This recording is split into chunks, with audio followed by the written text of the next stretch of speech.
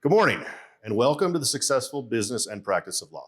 I'm Greg Garman. I'm the CEO and co-founder of LAWCLERK, but equally as important, I'm a practicing lawyer of more than 2 decades.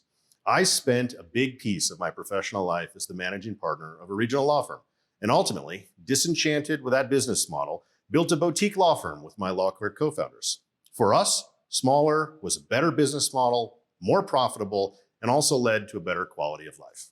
LAWCLERK, well, it was born out of that transition. We know that lawyers do make the world a better place. Some of you know the LAWCLERK story, but it's one in which we saw a need for new tools and new technologies to improve our businesses, our practices, to help push the legal community forward, and ultimately to improve the lives of our clients. This, well, it's our inaugural event. It's a virtual summit, we're calling it, and there's no way to talk about the business of law today without acknowledging the world that we live in.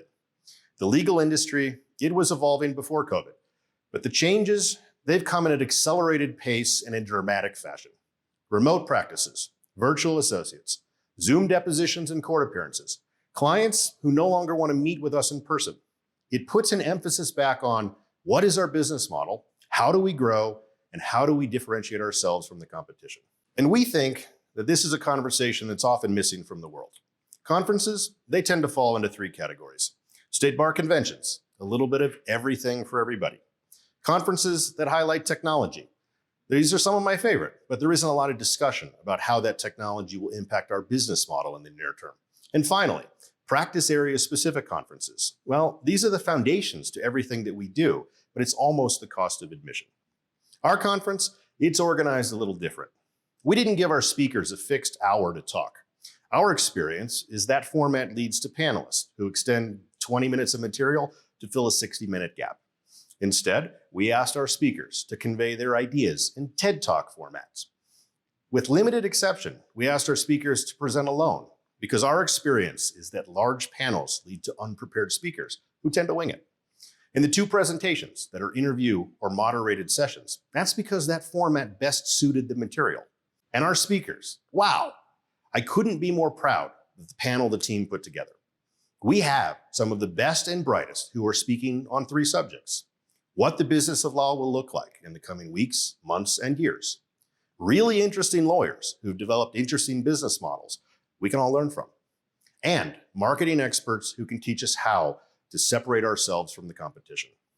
But before we get rolling, we couldn't have made this work without our friends at Clio, LawPay, GNGF, and TimeMiner. We are inspired by the way they are changing our profession. We are proud to be their partners and thankful for their support. And with all that, let's get started.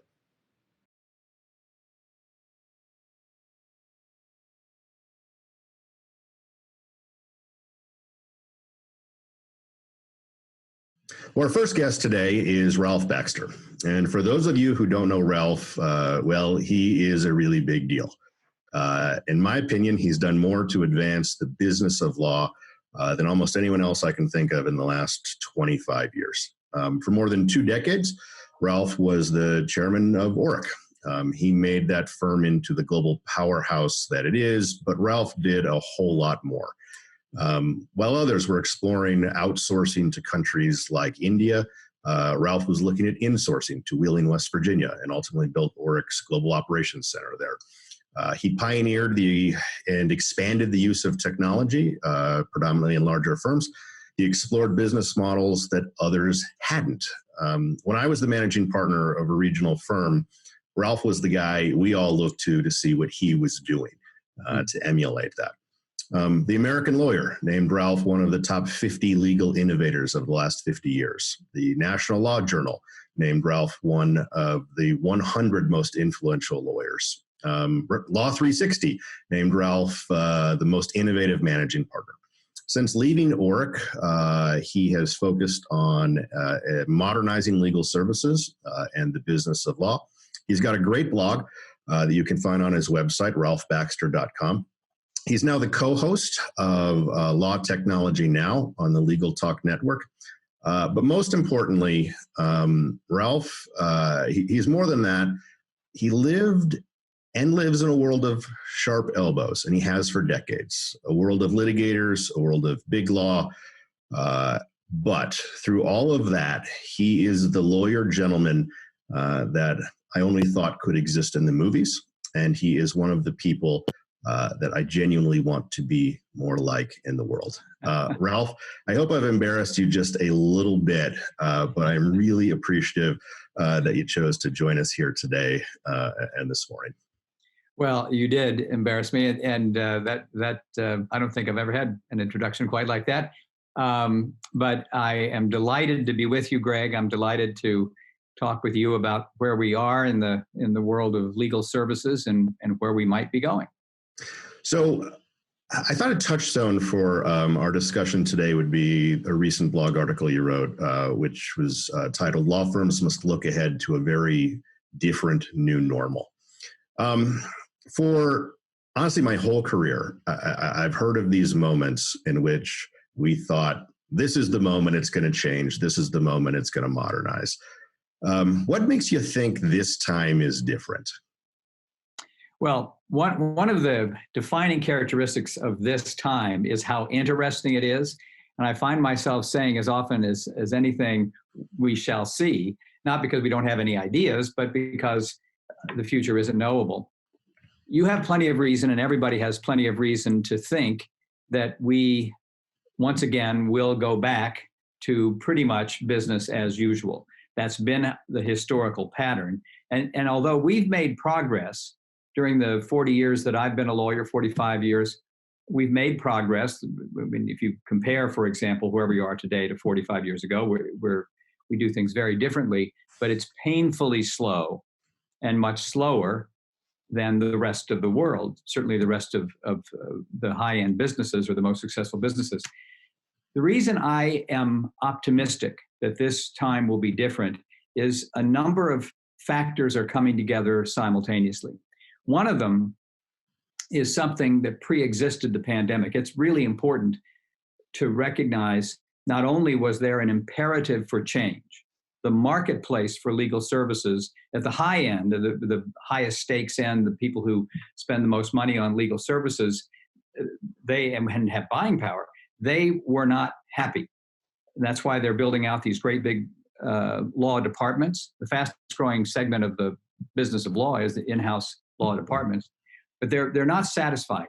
Legal service is not being delivered the way they want it to be delivered, and it's become more important to them, so it matters more than when it was just incidental. But they're not happy because it's not as responsive to what they really are trying to accomplish their business needs. They're not happy because it's too slow. They're not happy because it's too expensive. And the law firms got that. The big law firms that sort of lead the market in terms of what technologies are adopted and so on, they got it. You know they got it because they were creating all these chief innovation officers and all of those things. So that was the world before the pandemic. There was some momentum, I think, building up. What would have happened, who knows? But then we have the pandemic. And suddenly, everyone's working remotely. So we have, and the sudden part of it is important. We didn't have a lot of time to prepare. Overnight, practically, we went from working in the conventional way to working remotely. And what happened was that people learned that the technology enables law, legal service, and the business of law to operate under radically different circumstances, even when it happens overnight. The technology stepped up, or showed that it could step up. And the remote working itself will be an important part of the story going forward, but it's not the core of the story. The core of the story is we really can do this differently. Now, I remember when it first got going, wondering how well will the law firms, how well will anybody be able to continue to deliver the quality, to work in teams, to get things done on time? How well will the people who have the responsibility to supervise be able to supervise and lead and manage? And the answer turned out to be very well, not just acceptably well, but very well. I think across every important facet of what we care about in law, this worked in this remote working from home arrangement. It worked great. And the real lessons, I think, for everybody are that the technology works, the information is available at everybody's fingertips, and that different models really might work.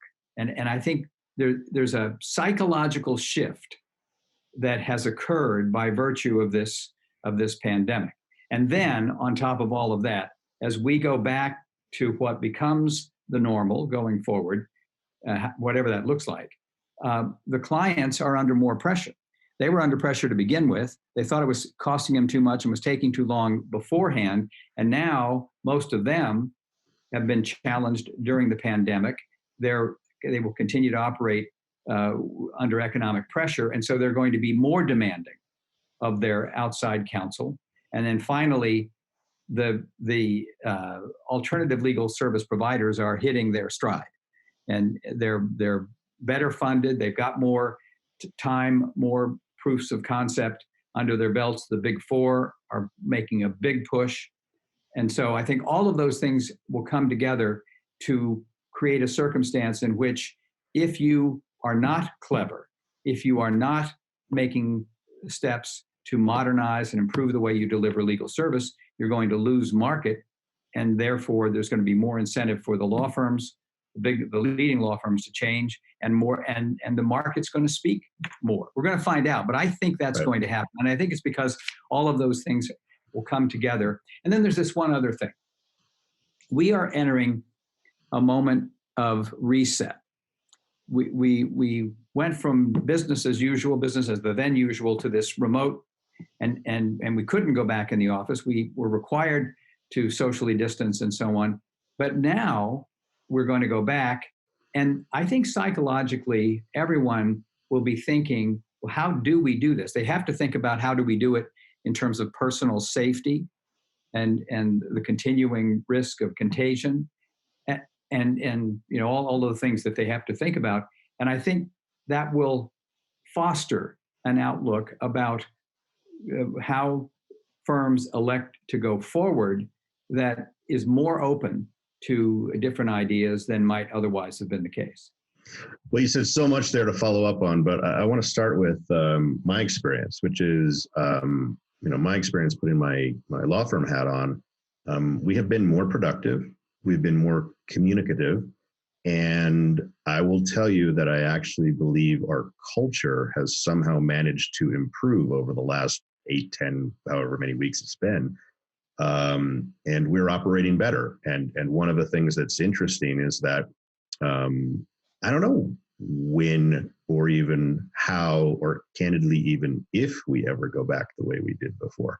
We're having a big discussion about what's the office going to look like on the other side of this. And candidly, I don't myself think that it's ever, again, everybody going to the office, because we haven't found that is even the way we operate the best. What are you hearing from other law firms? I know you keep in touch with a lot of law firms of all sizes.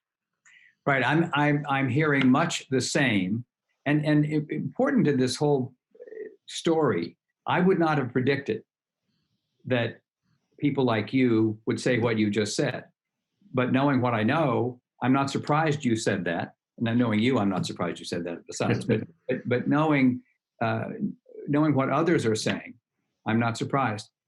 I continue to make it my business to talk to leaders of law firms and legal technology companies and so on. As part of what I'm doing to, as you said, I'm trying to continue to be an active agent for change, and I try as best I can to talk to everybody. So I'm on the board of directors, as you know, of INTAP, and we conduct some advisory boards among our clients. And so over the course of the last few weeks, INTAP had really good conversations, and I was fortunate to moderate them, with leaders in technology and finance and overall management of the firm and so on, about these very issues. And I got a very extensive insight, firm after firm after firm, about how people have been faring and what their outlook is going forward. And it's consistent with what you just said. People, when they were out of the office use the technology we are using right this moment to connect with each other. And even if the firm hadn't planned get-togethers, they planned their own. And these great big firms, and I think most people would say that the degree of personal interaction didn't go down and in most cases went up during the pandemic. I think most people are thinking we don't need to go back to business as it was.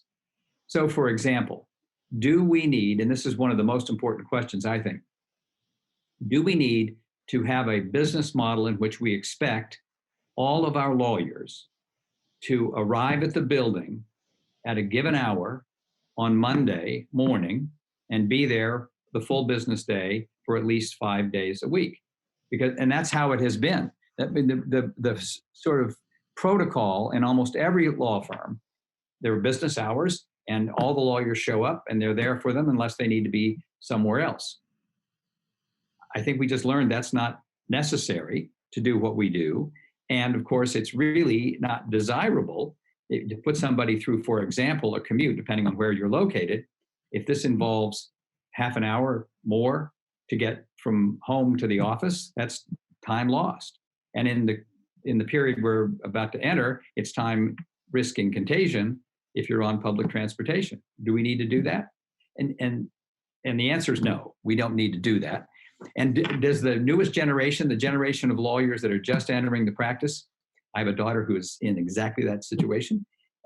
They're not going to like the idea that they have to be in a certain place for all these hours for no reason, just because it's the way we do things here at, So I think what will happen is a cascading set of decisions that know we can be more flexible about when lawyers are in the building.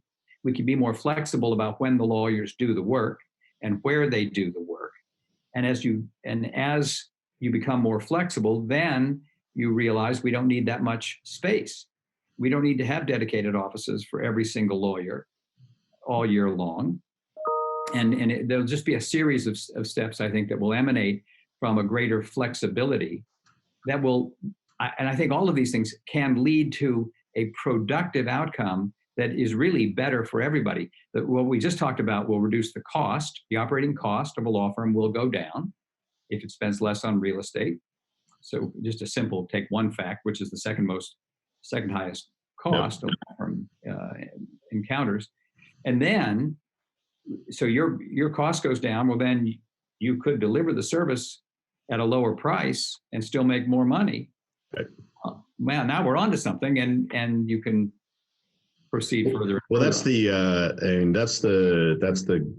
hope and the dream, kind of the moonshot for legal, which is how do we make as much or more money as we do now, yet lower the end cost of legal services to the consumer. And the old model is, I'm sure you know better than I do, it was kind of that 1/3 goes to compensation of the associate or the lawyer. 1/3 was intended to be overhead, and 1/3 was supposed to be profit. But the first two are fixed costs, and that third profit component's the first to go away in tough times. Right. Right. And we had ourselves in a model that, so obviously, as people have been saying for as long as I've been a lawyer, maybe not as long as I've been a lawyer, but for a long time, they have been saying that billable hour thing, we've got to get rid of that billable hour without material movement to get rid of it. I think that is where the big change needs to come here. We create incentives. So as you just the path you were going down, that we're going to come to a day that's a much better day. We won't get to as good a day as we could if we continue to incentivize everybody to take as long to do something as possible, right, and make it as expensive as possible, right? In the big law firms, if you want to become a partner, you have to show yourself to be able to generate a lot of revenue. And you generate a lot of revenue in the way that the firms think about their economic model by doing a lot of billable hours and being able to claim credit for some amount of business expansion. If we can move to a time when we win our clients' loyalty by doing things less expensively, then if we want to move to that moment, then we have to create incentives for people to do things faster, incentives for people to do things in a way that's more imaginative, and that requires us to get away from the billable hour, because as long as you're compensating every associate in the firm based on how many billable hours she has, they're not going to. They don't have any incentive to do it that way. So I think that in some ways, solos and small firms are maybe advancing the cause on that a little bit faster. And I think it's probably out of economic need, which is with clientele who have tighter budgets, when it's not Disney acquiring Fox, you can have an hourly fee, but at some point it becomes a fixed fee because there's only so much that you can charge. And so, do you think we get to a world in which there's an evolution of a particular business model, or do you think we sort of diversify and come up with a bunch of niche models that for different types of firms and different practices? Well, I think that it will be an outcome that we'll be able to name when we're through it. But on the way, it's going to be a lot of disparate data points. I think everybody will progress in their own way. But what will happen if you're a law firm of 5 or fewer lawyers, that the path that you take and others with a similar scale of law firms will have commonality to it, and so too at the largest end of the spectrum as well. I do think the smaller the firm, the more agile it can be. But it also, everything matters so much more when you're smaller. But I think whether you're small or you're large, what you've got to get to, I think, is the capacity to put some value on what you do for a client. If you're going to help them in a dispute, or you're going to help them do a transaction, there's a value. And the market is accustomed to you getting to the amount you charge by multiplying hours times rates. And as you say, at some point that becomes a fixed fee, but Yep. In a given setting. But if we could get to a place where we could put some value on what we do, because we deliver benefit to the client, then we would liberate ourselves to be able to get to that value in different ways that wasn't driven by hours times rates, or by lawyer time and the time of other professionals, lawyer time and machines. One of the companies I was on the board of a few years ago was Lex Machina, which is now owned by LexisNexis, and it's a fabulous legal research and more data analytics technology company. But one of the challenges they had with adoption as they were building the company was this very problem. Whether it was a small firm or it was a large firm, if we buy your product and the technology in moments does the work that otherwise we would have charged a lot of money for a lot of hours, we lose our revenue. Right. So it doesn't make sense for us. And that for it to make sense for that law firm, the law firm has to put a value on what it does based on the Lex Machina tool and charge that number. And it can make way more money than the conventional way. And that's the kind of thinking that I think law firms need to do about their economics. I went down the path of studying the history of the billable hour one time, and I was kind of shocked. So everybody, when you graduate from law school, you get that Abraham Lincoln clock that says a lawyer's time is a stock and trade or something like that. And it's just totally fictional, by the way, because in Lincoln's time, everything was mandated to be fixed, flat fees as established by bar associations. And it really wasn't until the 30s, the 40s, and predominantly the 50s that the billable hour came to dominate. And if you think about it, it came out of a world in which we were a factory economy, and you could measure the value of labor by physical production that you could measure in the way of time.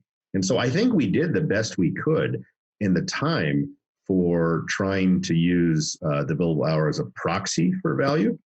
But that was a world that didn't have leverage. And, I don't mean financial leverage. I mean technological leverage, the ability to communicate and lever off of other people's work product. And it's certainly run its course. But I do think that, kind of to the point you just made, we're too smart to adopt a system in which we cut our incomes in half. And it's not good for the profession. But so at the end of the day, we've got to figure out what those technologies and or levers are going to look like that allows us to bill for value. Is there any technology or kind of anything exciting that you're seeing firms do that you think to yourself, yeah, that might be the basis of how some of us are going to move forward? Yeah, there is. So, and Intap has technology that will help law firms with this. But let me just back up 1 second, and I'll tell you what I think law firms can do. But this is one of the variables that will be most challenging to navigate. We're not accustomed to putting a value on the service we're going to deliver. And we've become too comfortable with the idea, well, every one of these is different. We really can't tell. We'd like to give you a fixed fee, but we don't know the way the plaintiff works or the defense counsel works in the litigation or whatever it is. So we have to take a leap of faith here. And this is harder, I think, for small firms than for larger firms because you're more dependent on a smaller number of engagements and variables. But we need to take a leap of faith and have some confidence that we're going to be doing a lot of law practice over time.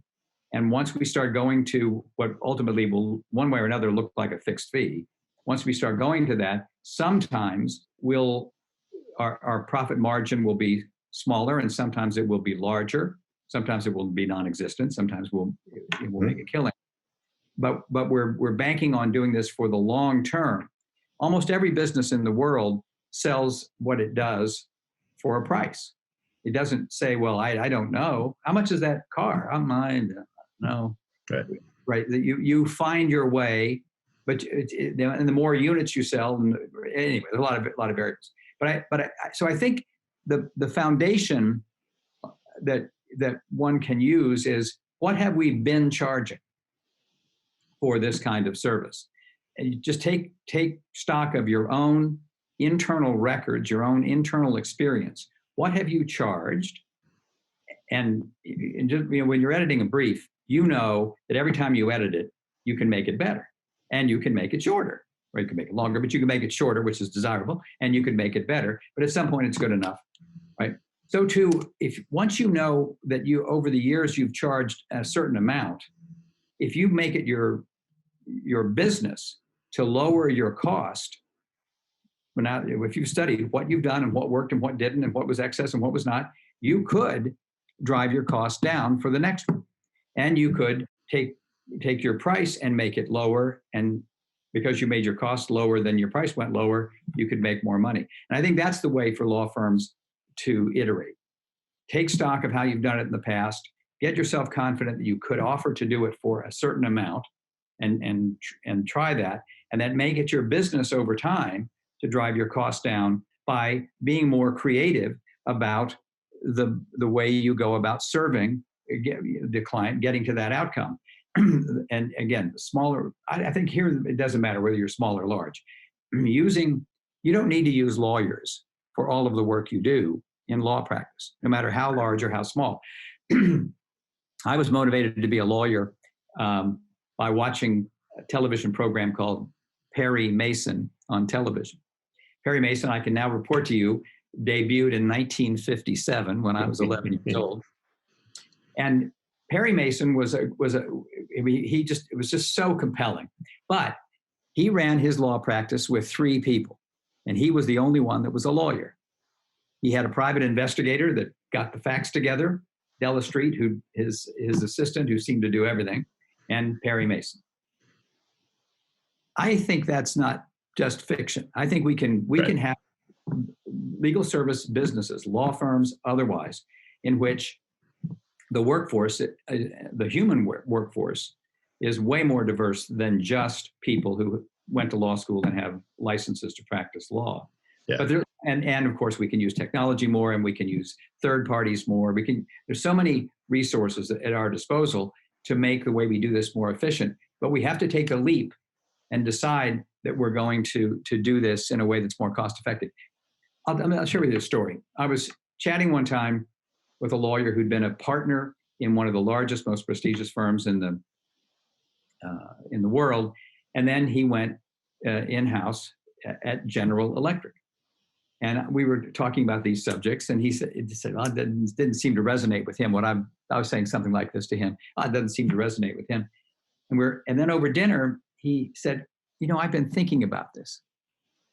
And I realized that when I got to GE, when we'd have our C-level meetings, people would come in and they would be really excited because they had developed a new jet engine that they were going to sell for a lot less than the previous model. And that was good news. And I remember thinking at the time, I was new, that back at the law firm, we never would have thought it was good news that we were going to sell it for less. But of course, in the example, the company was going to sell it for less, but they also had found a way to make it for even more less, and therefore they were still going to make a profit. We need to get our law firms, get our legal service providers in the mindset that they should be doing the same thing. The market is going to do it. But between the in-house departments and the alternative legal service providers and the technology itself, the market is going to enable and it's going to present value propositions to the clients. And I think the law firms that are really going to be successful will find a way to do an adequate share of that themselves. But let me follow up on that. So I'm going to throw this thesis I have, but that I haven't proven, but I think it's true. Between, call it 1980 and 2006 was kind of this golden age of lawyers and law firms. We grew 4 times faster than a booming economy, and we ended up being nearly 2% of the US economy went to legal services. But we measured ourselves with words like revenue per lawyer, profit per partner, other ways that, and the billable hour. And it seems to me that we were profitable almost exclusively because we focus on the revenue side of the business and not the cost side of the business. And all of that sounds like an immature industry to me in some ways, kind of the way startups measure themselves. And it's been slower than I imagined coming out of 2008. But it seems to me that we're finally focused on the cost structure as opposed to just raising rates 8 to 12% a year, or whatever those numbers were, and maybe, just maybe, sending us all home, realizing that we have bloated overhead is going to accelerate the focus on the cost structure. So I don't know if that's true or not, but I'd love to kind of hear what you think about that. Well, I think it's possible. I think it's what may come from this reset, re-entering, how shall we do this now, learning in the pandemic that we could operate with different models. It may be that the way people think, what the decisions they find they need to make to fend off loss of business to these other competitors, it may get to that place. What I think law firms need to come to is not just looking at the cost side, but re-examining the fundamental model of how they do things, which in important part will be how much cost do we incur in order to deliver the service. That'll be an important part. But it's more than that. How do we do this? Because at the same time you're worried about cost, you're worried about attracting and retaining the talent. The bigger you are, the more you worry about that. The kinds of the people that you need. You're worried about the client relationships and everything else. So I think that's the big challenge for people who deliver legal service. rethinking the model. And whether you're 5 lawyers or 5,000 lawyers, how do you do this? How do you think about the client? How do you think about identifying the client's needs and responding to them? Clients don't have legal problems. I mean, they do in a sense, but fundamentally they've got a business objective or a dispute or something, and you're going to help them because there are legal elements to getting to where they want to be. So how do we do a better job? And this is part of what the market for big law is upset about, that the firms don't do as good a job as they need to do of understanding what the client is really after, and understanding and being faithful to what are the stakes of this. How much is at stake? Almost every lawyer I know is capable of spending more money on something than really was warranted by the circumstances. So from tinkerers, the men and women who they get it 95% of the way there, and then you can spend half your time on that last 5%. Right. What I was saying about briefs, everything. You could spend more money. You could make it better. You could justify spending more money. I mean, that's the problem with the current model in big law, is that you always can justify putting more time to something. You can. And when the incentive system rewards you for spending more time, you do. Whereas, right, if you're in just one other anecdote, if you're in a big law firm and a matter converts from hours times rates to fixed fee, you see a very quick change in behavior. Yep. And it's not that the people were being unfair or trying to cheat. It's just their incentives took them one way when it was the client's nickel, and it takes them another way when it's theirs. Unintended consequences of economic incentives rule the world. Exactly. Yeah. So a couple more things before we wrap up here. Ralph, big law has been losing market share for some time to kind of the rest of the legal industry. What does that bode for the future? And what do you think the overall market looks like kind of going forward from here? Well, I think there's going to be a lot of disruption in the market. It's really important for us to bear in mind that we in law are very important, but we're just a part of much bigger scale things going on in the world. In fact, Richard Susskind's son, has written a new book called, maybe a year old now, called The Future of Work. And what's happening to us in law is part of that much larger saga of automation and what an automation enables and what technology enables and the work that will be done by automation. But I think we're in for a real shakeup here. I think there will always be large law firms and law firms that the market turns to for the most complicated, challenging, large-scale matters. But I think it's going to get harder and harder to be a successful law firm in the traditional model. And I think more and more legal service is going to be delivered some other way, done by the clients themselves or done by providers who have a different model than the traditional law firm model, especially if there is some regulatory reform that permits more creative, overseen by the regulators, changes in models. So I think it's going to be different. I don't think it's possible to predict how it will go and the pace at which it will go. But I think if you're running a law firm today, no matter what its scale is, you need to have a healthy respect for the prospect that the competitive landscape is going to change, and you need to keep up with it. It's actually in your interest to do that anyway. Get out there ahead of the pace and the path of change. That will be good for you. But if you don't, you could wake up in a precarious position one morning. Yeah. So, final question, Ralph. We kind of disproportionately have solos and smalls in the audience, and I think in some ways that's the future of law, in my opinion. When you look at their future, are you optimistic? Are you pessimistic? Where do you think that segment of law firms and legal businesses go? Oh, I'm optimistic. I think the future, in a way, belongs to the people who are keen to win new market share. The people who have things to worry about are the people who are the present incumbent leaders. Everybody knows their names as firms, and it only can really go down from there in most cases. I think if you are a small firm, you have the capacity to be agile in a way that the bigger firms don't have. You're not stuck with models in the way that you would be if you already had rented 10,000 square feet or 100,000 square feet or whatever the bigger firms do. And so I'm optimistic about that. I think everyone who's trying to win more client relationships, win more engagements, create something better and different has a very bright future. The market wants that.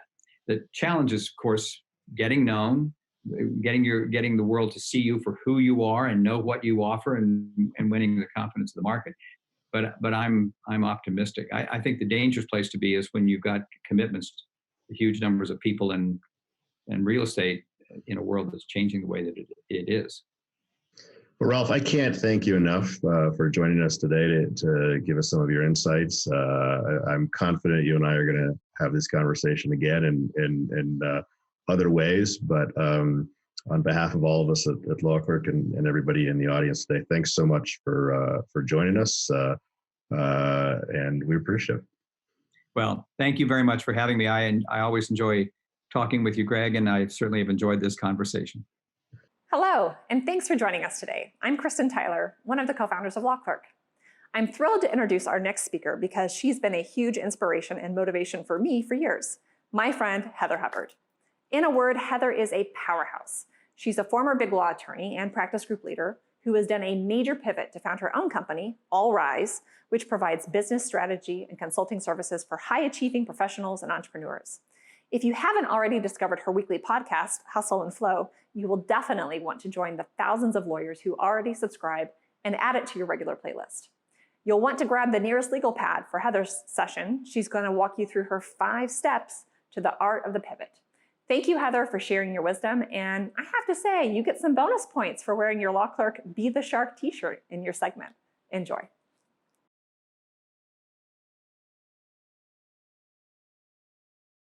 It is a great time to be an attorney. It is a great time to be an attorney. And you might be thinking, have you lost your mind? We are all out here struggling right now. But I see so much opportunity for advancement and innovation that it gets me excited. We work in an industry that is really antiquated. And I think you know that.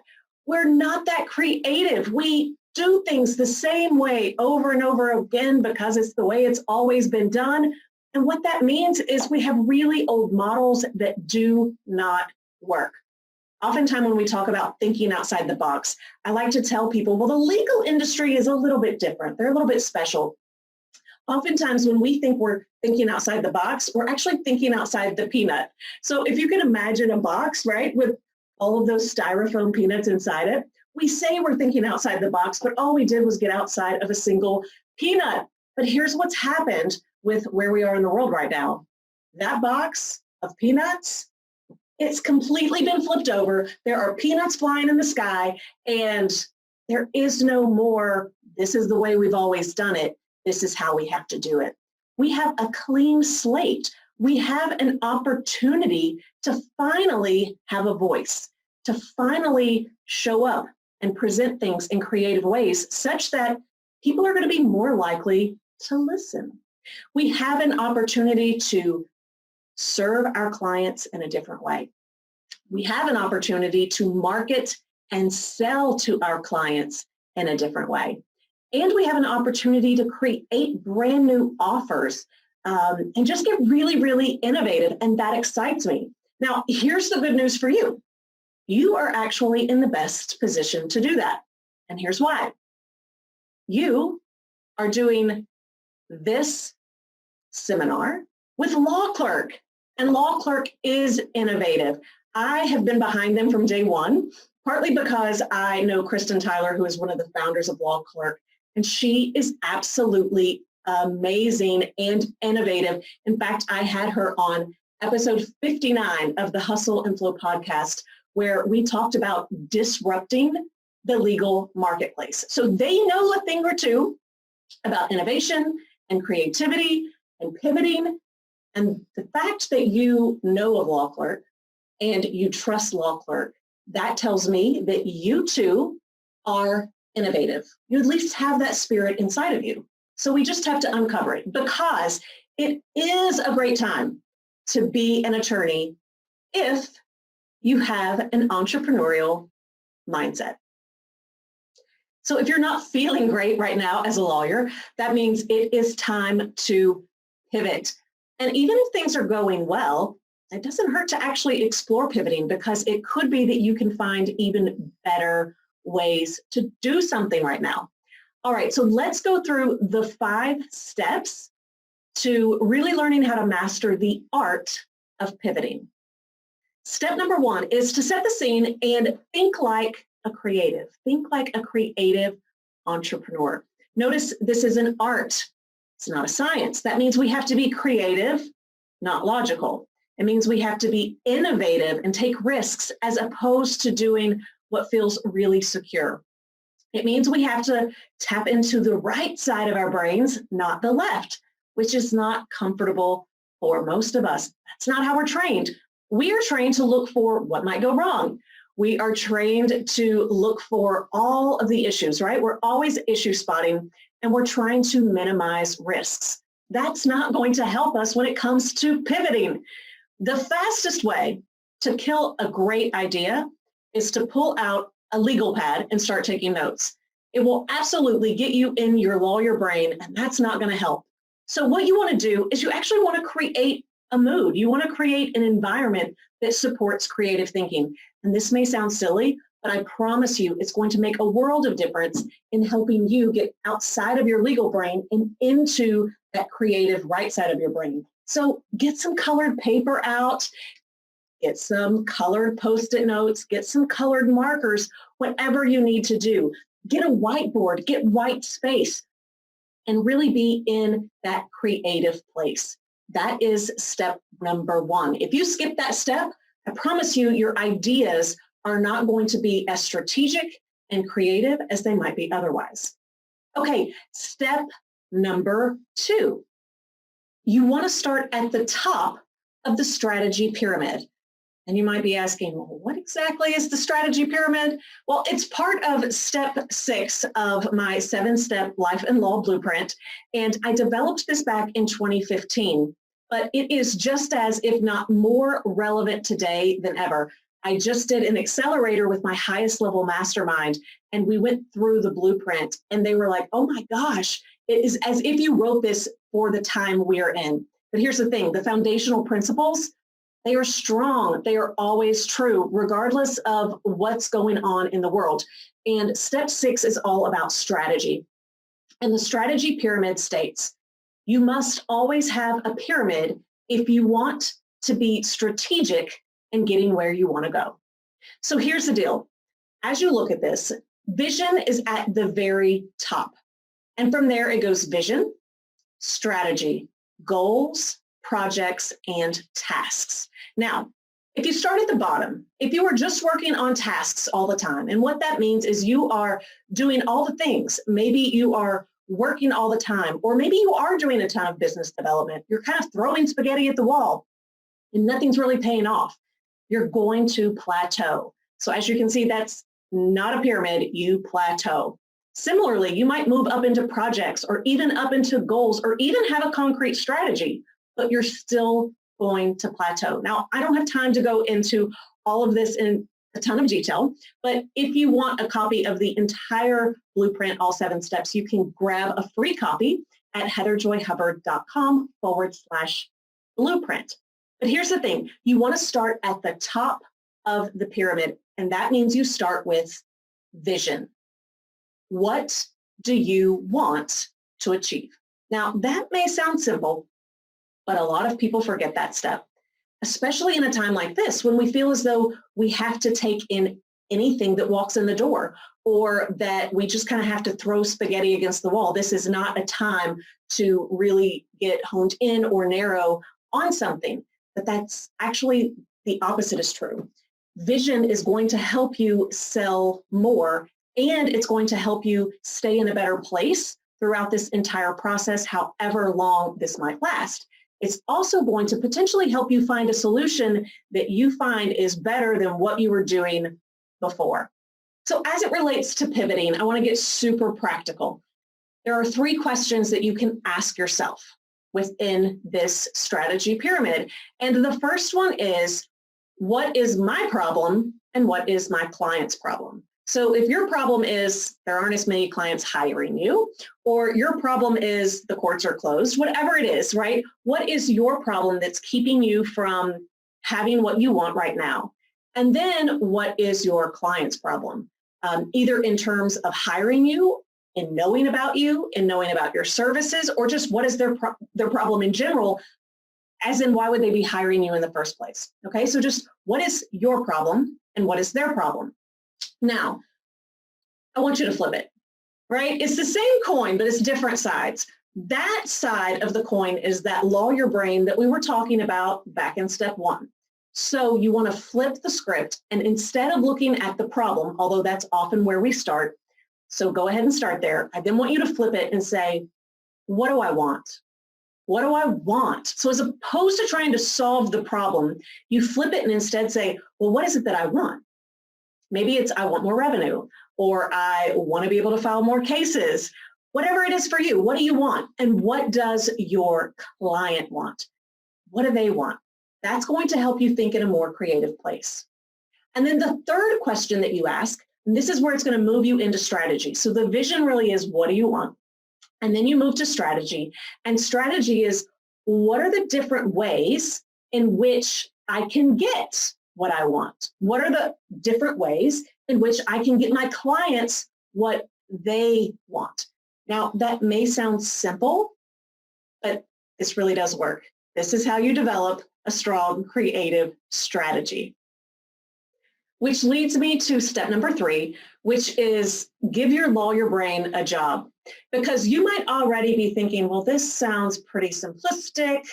I'm a bit skeptical. Yeah, that's your lawyer brain at work, okay? As I said in step 1, we got to set that aside. So here's the best way to make that happen. Give the lawyer brain a job.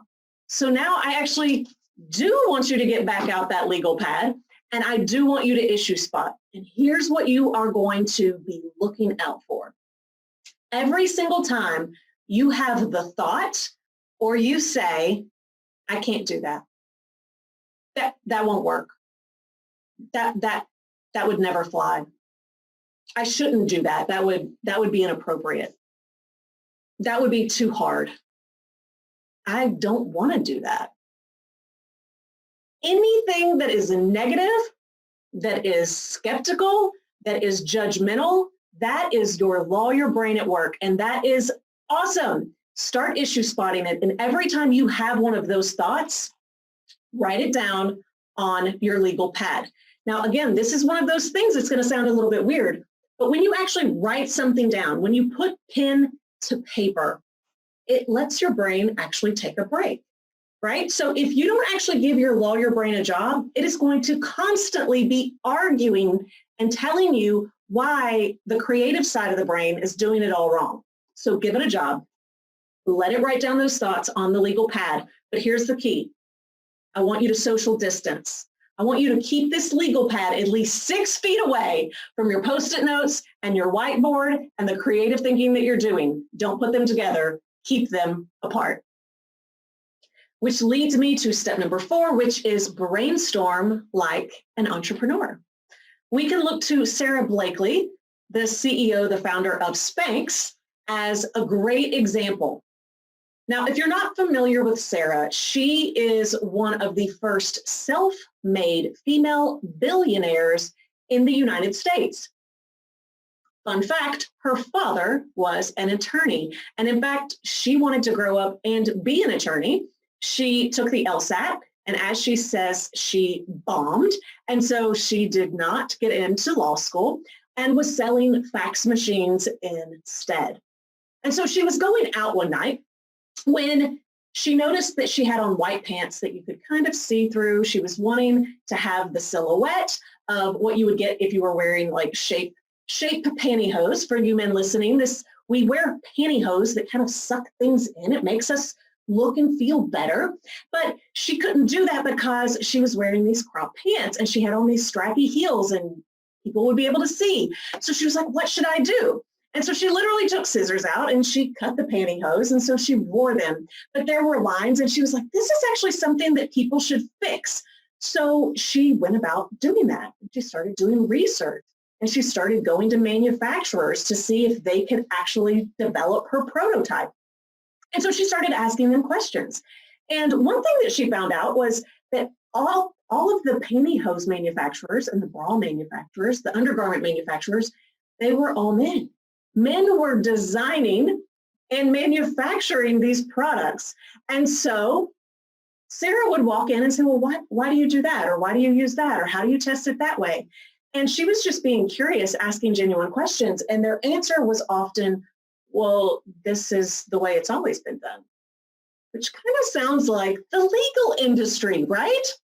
So she just kept asking questions. And she says, when you are trying to innovate, when you are trying to come up with a new idea that's going to work, you want to question everything. Question everything. Come from a place of curiosity.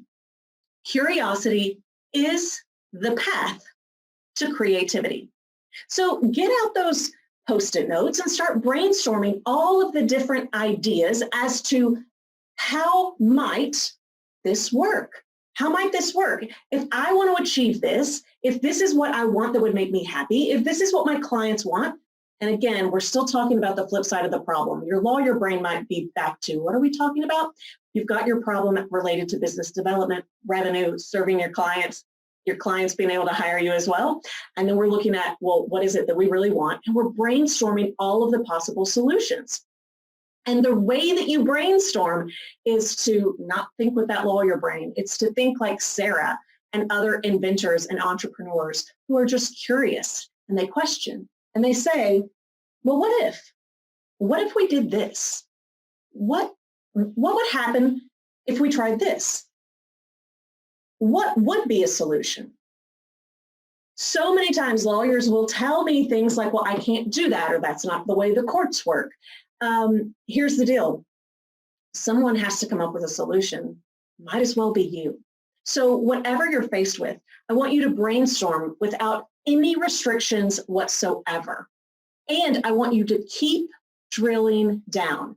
So if you come up with a potential solution, and let's say it is something that is not actually in your laws, right? Like it's not actually supported. Maybe it's related to witness signings. And so you might be like, well, that's a dead end. No, that is not how a creative entrepreneur thinks. They keep digging. They keep getting curious. And they say, well, what would it take to actually change that? Would we need to petition the courts? Would we need to change the laws? Are there ways that we can actually do things differently? And then keep digging, keep getting curious. Maybe ask, well, why do we have to do it that way? Are we sure we have to do it that way? That's where you are going to get lots of great ideas, especially with business development. So many people just do what they see others doing, and they hire the same people to offer the same marketing and the same advertising. But what if you had that entrepreneurial mindset and you started to brainstorm like a creative, where you got really, really curious and you started asking, well, what if? So now that you have all of these great ideas, some of which may seem completely crazy, it's time for step 5, which is make the right move.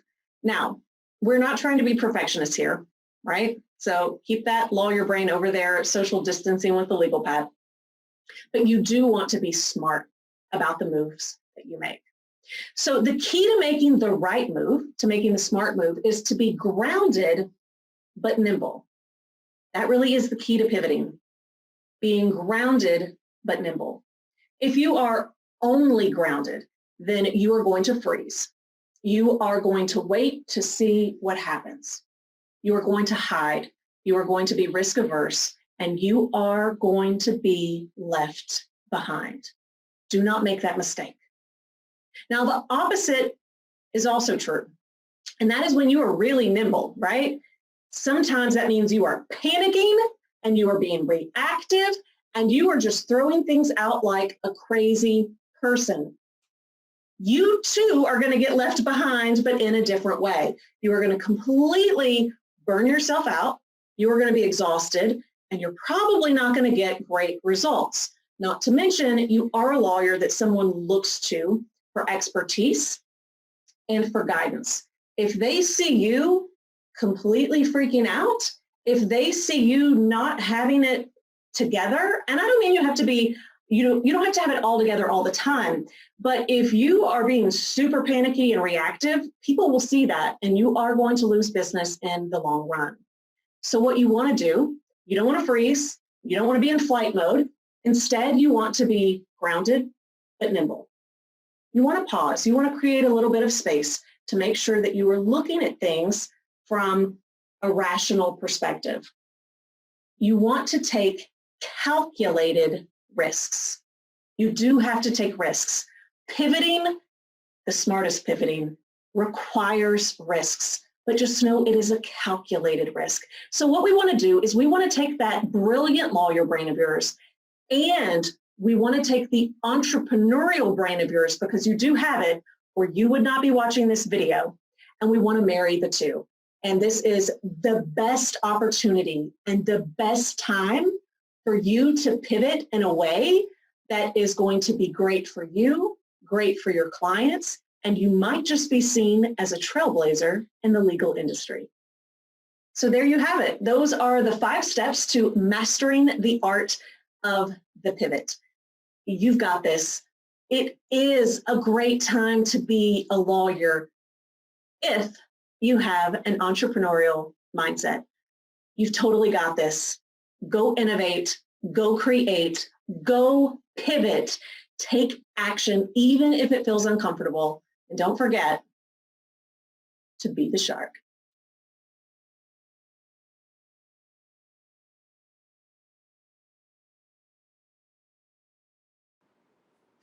In his opening remarks, Greg mentioned that the 3 of us who founded LawClerk also have our own boutique law firm.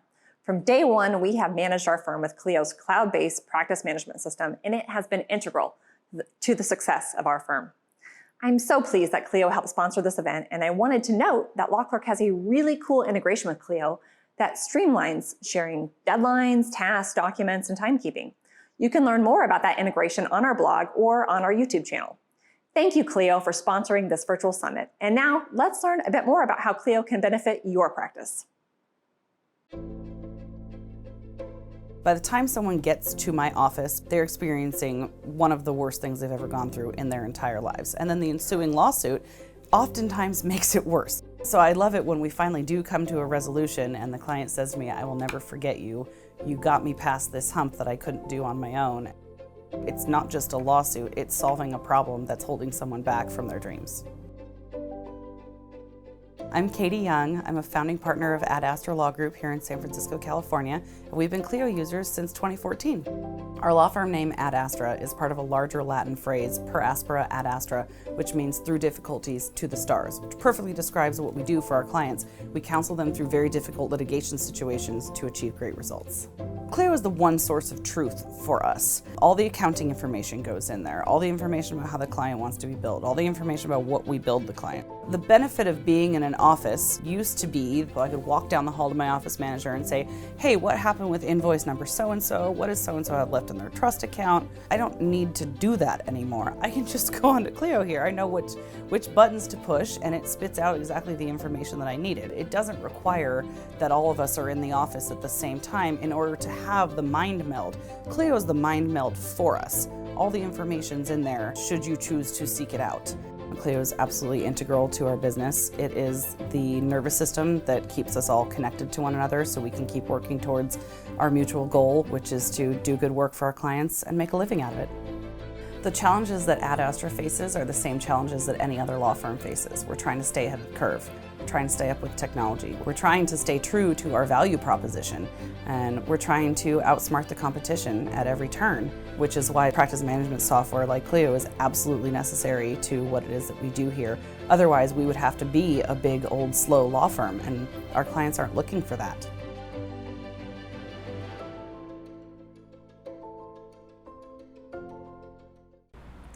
Wow, there has been so much great information already. If you like what you're seeing and hearing today, then I want to invite you to take a minute to connect with LawClerk. We'll be doing lots of follow-up in the weeks ahead to continue building on these conversations, so please connect with us on your favorite social media platform, whether that's LinkedIn, Facebook, or Twitter. We've also got a ton of helpful videos on our YouTube page, and if you enjoy the lighter side of social media, definitely check out our little friend Sharky's Instagram page. It's @SharkOnTheRun. Now let's take a short break, and during the break, we're going to share some of our favorite images of our friendly little shark.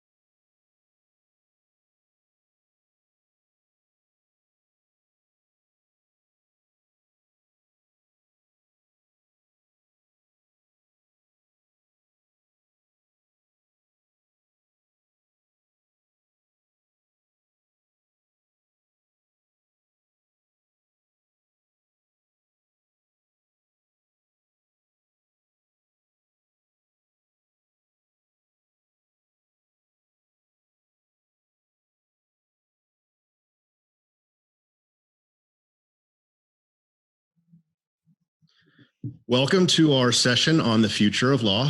I am super excited to have some really great speakers with us this morning, talking about how COVID is going to impact the business of law and what we're going to look like going forward. We have one of my favorite people in the world, Professor Rappaport. Nancy, Stanford graduate, clerk for the Ninth Circuit.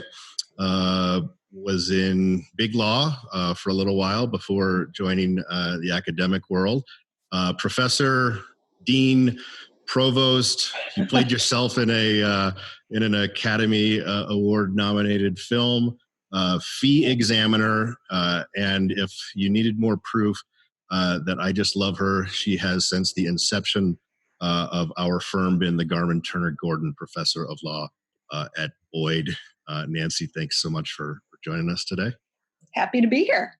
And Joe Ciano is, Joe, I haven't known you nearly as long, but having said that, I kind of feel like you're a kindred spirit. So Joe successfully practiced law at firms like Pillsbury, among others, for 20 years. Joe, you were a venture capital lawyer, among other things, but had an entrepreneurial restless spirit that drove you to try and improve the business and practice of law by starting Legal Decoder, a super cool company whose mission is to give lawyers tools with data and analytics to improve the business, to improve the practice. And Joe, super thrilled you could join us too. Thanks so much. Yeah, thanks very much. It's always humbling to be introduced after Nancy. She kind of sets a rather high bar. That is a tough act to follow and unenviable. So this came to be because you two wrote a really interesting article in Above the Law a couple of weeks ago, talking about how COVID could be the catalyst for the legal industry renaissance. And I guess Nancy, maybe we'll start with you. The thing that always jumps to me is I've been hearing that this was going to happen for the 20 plus years of my career.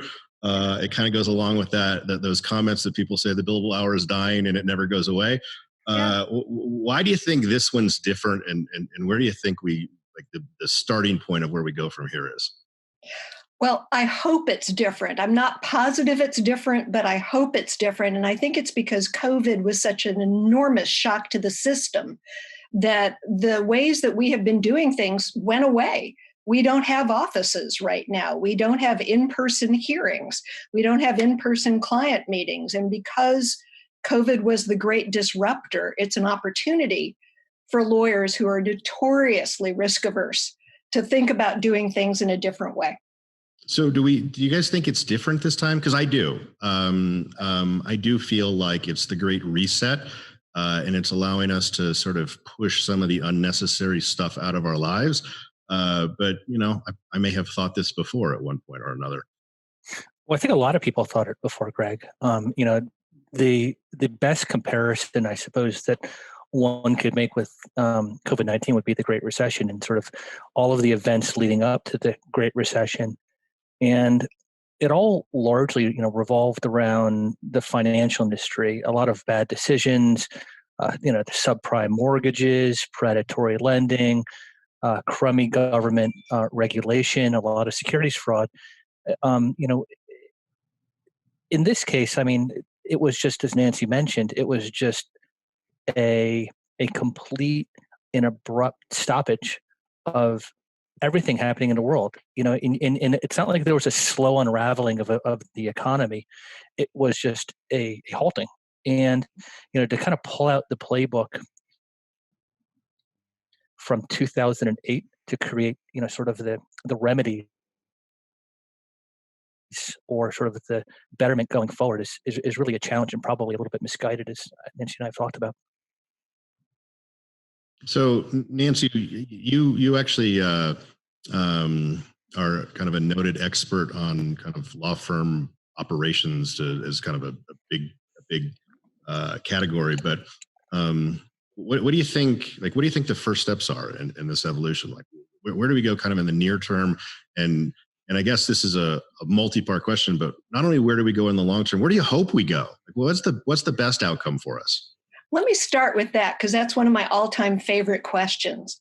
Where I hope we go is a much more client-oriented approach than law firms have ever been set up to think about. Law firms have been set up. We've talked about the death of the billable hour before, but we've talked about the way that firms are set up as enhancers of firm economy with not necessarily a responsiveness to what a client needs, what's valuable to a client. And the billable hour is just one example of that.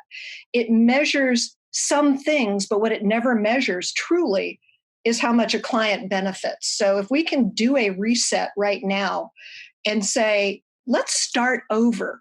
What is the best way to get value to a client and also survive as a firm? I think that's the right question to ask. So when I'm following the news on law firm survival, I'm looking at, of course, which firms are cutting positions, which firms are reducing salaries, which firms have now broken the $1,000 mark on associate billable hours.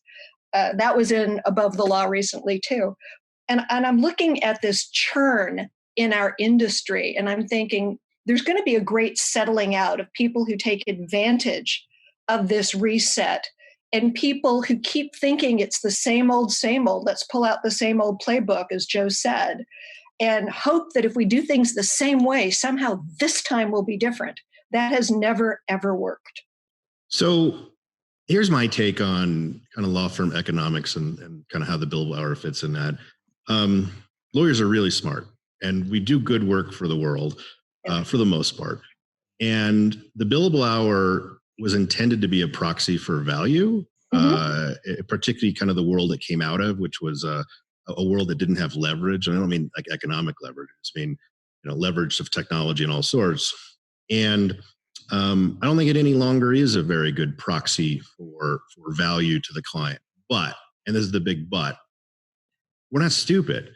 We haven't found a system that is as profitable for practicing lawyers for the most part as the billable hour has been. Yeah, there's contingency lawyers and there's some other stuff that can make a lot of money. But what do we look towards going forward as a way in which lawyers can make as much as they do now, kind of drive down the costs of legal services at the same time, but allow us to transition in a way in which we're not just gutting our own take-home pay? See, I think Joe has developed the perfect solution to that. So I'm flipping it over to Joe because the way he's analyzing what is efficient and what not is where I think law firms should be. Joe? Yeah, well, I mean, the premise is on the hourly rate, on the hourly economic model, is that all hours are created equal. And that's just a fallacy. There may be something that a partner is working on reviewing, sort of perfunctory review of board resolutions that doesn't merit, $1,200 an hour. But he or she may be, making changes to an indemnification clause that the changes are worth $7,500 an hour. So all hours aren't really created equally. So once you start with the premise that all hours aren't created equally, and you're able to distill the world down into tasks, what do lawyers do on a day-to-day basis? They handle discrete tasks. You could actually, with sort of the mounds and mounds and mounds and mounds of billing data and diary entries, you could actually capture the tasks that lawyers do on a day-to-day basis. Are they drafting a Daubert motion? Are they reviewing an ordinary course professional motion? Are they taking a deposition? Once you focus in on what the task should be, then it's really easy to kind of take the sort of the repository of data that's out there and figure out, well, this particular task, based on all of the industry benchmarks that are out there, should take somewhere between 10 hours and 12.7 hours, right? And if you're able to focus only on the hour component of it, then it becomes really a client decision in terms of what do they want to pay? Okay. When you think about it, the time that it takes a Simpson Thacher associate to draft a registration rights in New York, and the time it takes a fifth-year associate to draft a registration rights agreement in Kansas City, Missouri, all things being equal, equal competence, equal complexity, equal everything should be the same. The price will vastly differ depending on whether you need the, sort of the imprimatur of legitimacy of in the brand name of a Simpson Thatcher, or you're okay going with the Midwestern firm. Not to say that Brian Cave is just a Midwestern firm, but I think you understand the import of it. If you focus on what somebody's doing, then you have, as a client, a lot more choice and discretion over how it gets done and who should be doing it. So, Joe, let me test that a little bit with some real world application. Half the lawyers in the country are solo practitioners, and 3/4 of the lawyers in the country are in firms of 5 or fewer. Mm-hmm. Does that mean that we charge different amounts based upon the task that we're doing, or does it mean that we need to find systems in which sort of the appropriate level lawyer can get the job done? Where do you think that leads at the end of the day? Yes, and yes, and yes. Right. So the first yes is it really doesn't matter whether you're a small solo practitioner or a small firm. A pro hoc vice motion that's prepared by someone at an AmLaw elite firm and prepared by someone in a solo firm should take probably about the same amount of time. By the same token, it should probably be handled by the same level of person. Now, of course, you have to make adjustments, because if you're a solo practitioner and you're at the partner level, there's no alternatives. But that's a client decision that's being made. The client decided, I want to go with this solo practitioner, and I'm willing to assume the risk and pay the price that he or she's going to be handling all of my work rather than delegating it out to other people. So you're empowering the client in a way where the client makes the decisions as to how matters can be staffed when you have sort of the smaller law firm model. When it's a larger law firm model, it's really easy. I mean, that's where all the data resides is with the larger law firms. And you could figure out pretty quickly whether an 8th-year associate should be handling this particular task or whether a 3rd-year associate should be handling a task based on what everyone's doing throughout the industry. And does that lead at the end of the day to just, we know it should take 7.2 hours, or does that lead to flat fee commoditization of kind of a billing structure? I personally think it should lead to, I know that it takes 7.2 hours. I may be one of the biggest advocates against alternative fee arrangements and fixed fee arrangements. They are difficult to monitor. You're constantly confronted with scope creep and change orders. From the client perspective, you're often delegated off to the B team rather than the A team.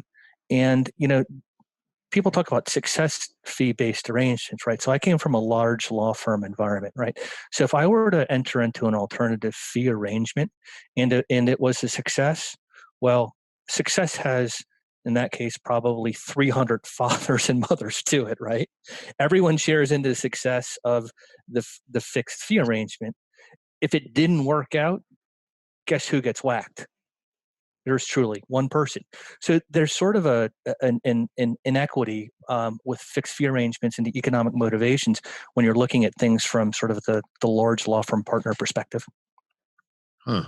So it's interesting. So Nancy, where are law schools taking this at the moment? Are you preparing students for kind of different economic models, or what do you think the world looks like in that direction?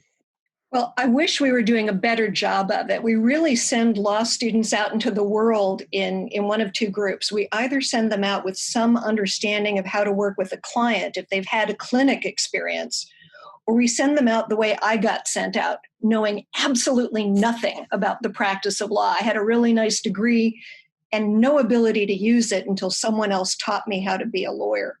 So the schools that are doing a lot more experiential education are giving law students or law graduates a chance to be valuable from the get-go. The rest of the group, the people who don't have a clinic experience, all they have is a pretty diploma and the potential to become good lawyers, but it takes several years to be a good lawyer. Now at Boyd, have to do a plug for Boyd.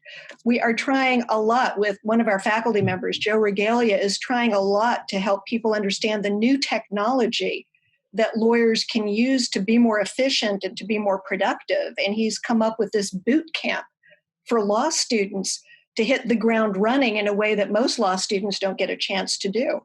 But we don't do a good job of training them, and we teach them virtually nothing about what it costs to create and maintain a law firm, which is terrifying to me because most of them are going to be solos or smalls, and they don't know the first thing about this. So law schools have to do a much better job of preparing law students for the practice of law, and that would require us to admit that that's what we're supposed to be doing. We hate that. We'd rather think that we're replicating ourselves and we're going to create a bunch of new law professors. The world doesn't need that many more law professors. We need good lawyers, but we have to change our attitude towards that. Well, but there's a supply-demand curve for lawyers too that I think is moving against the profession at this point in time. Feels like there are too many law schools to me. I don't know what it feels like from your seat. I think they're going to shake down as there's going to be fewer law schools. Look at the ones at the bottom of the bar pass curve. I don't see how they sustain themselves once people have the opportunity, especially with the new online model of education. Why not expand the entering class to a reasonable amount, have little breakout rooms for tutorials, and get rid of the schools that are taking tuition money and not providing the kind of education that helps people get to the finish line, that gets them to pass the bar exam. I think you're going to see even more law schools fold than have folded already. And they've either folded because they don't have good results or because they have taken on significantly too much debt and have no way of paying it off. Perfect world for a bankruptcy lawyer. Yeah. So Joe, I want to go back to your last couple of comments. I've been digesting them, and I want to test you on a couple of things. So it seems to me that commoditization of legal work is something that needs to come to the forefront, and that there's always going to be Disney buying Fox, and price is no object. Sophistication of the assignment is no object. But and I think it's unfair, but we kind of pick on estate planning lawyers as being commodity work, and I totally think that's unfair. But it's a good example of 95% of the world probably doesn't need a bespoke trust that's created, and I don't think we've really figured out how to manage that from a client perspective. And then from a business perspective, I'll just say I would take the wealth that a commodity kingpin has made any time over a tobacco lawyer. Commodities have made the world's greatest wealth, but it's not evenly distributed. And so I think all those things come together, and I don't even know if it's a coherent question, but I want to throw that at you because commoditization has felt to me like something that legal has to figure out for the bulk of consumers. Yeah, I think the economic model of the law firm really needs to be rethought a little bit. And if you're able to rethink the economic model of the law firm, then commoditization could actually be profitable. If you ask, I would say, 100 chief legal officers and general counsels whether he or she would prefer to have a fixed fee or the comfort of knowing that a good solid hour was worked, they'll take a good solid hour. 99 out of 100, I'll bet you. And the reason why they're willing to do that is because there's value at the other side, whether it's a commoditized piece of work or whether it's a bespoke piece of work. I completely agree with you in the sense that there's I call it the Ivy League of law firms, the elite law firms. We all know who they are. They're like the top 15 or so, where they have no competitors other than themselves, right? And then there's law firms like yours that are top tier boutique firms that could fit into just about any practice anywhere in the world, but you've made a strategic decision to basically have some autonomy and control over your own life. Then there's the firms that are in the middle. And that's, to me, where the problem is and where the economic model needs to be rethought.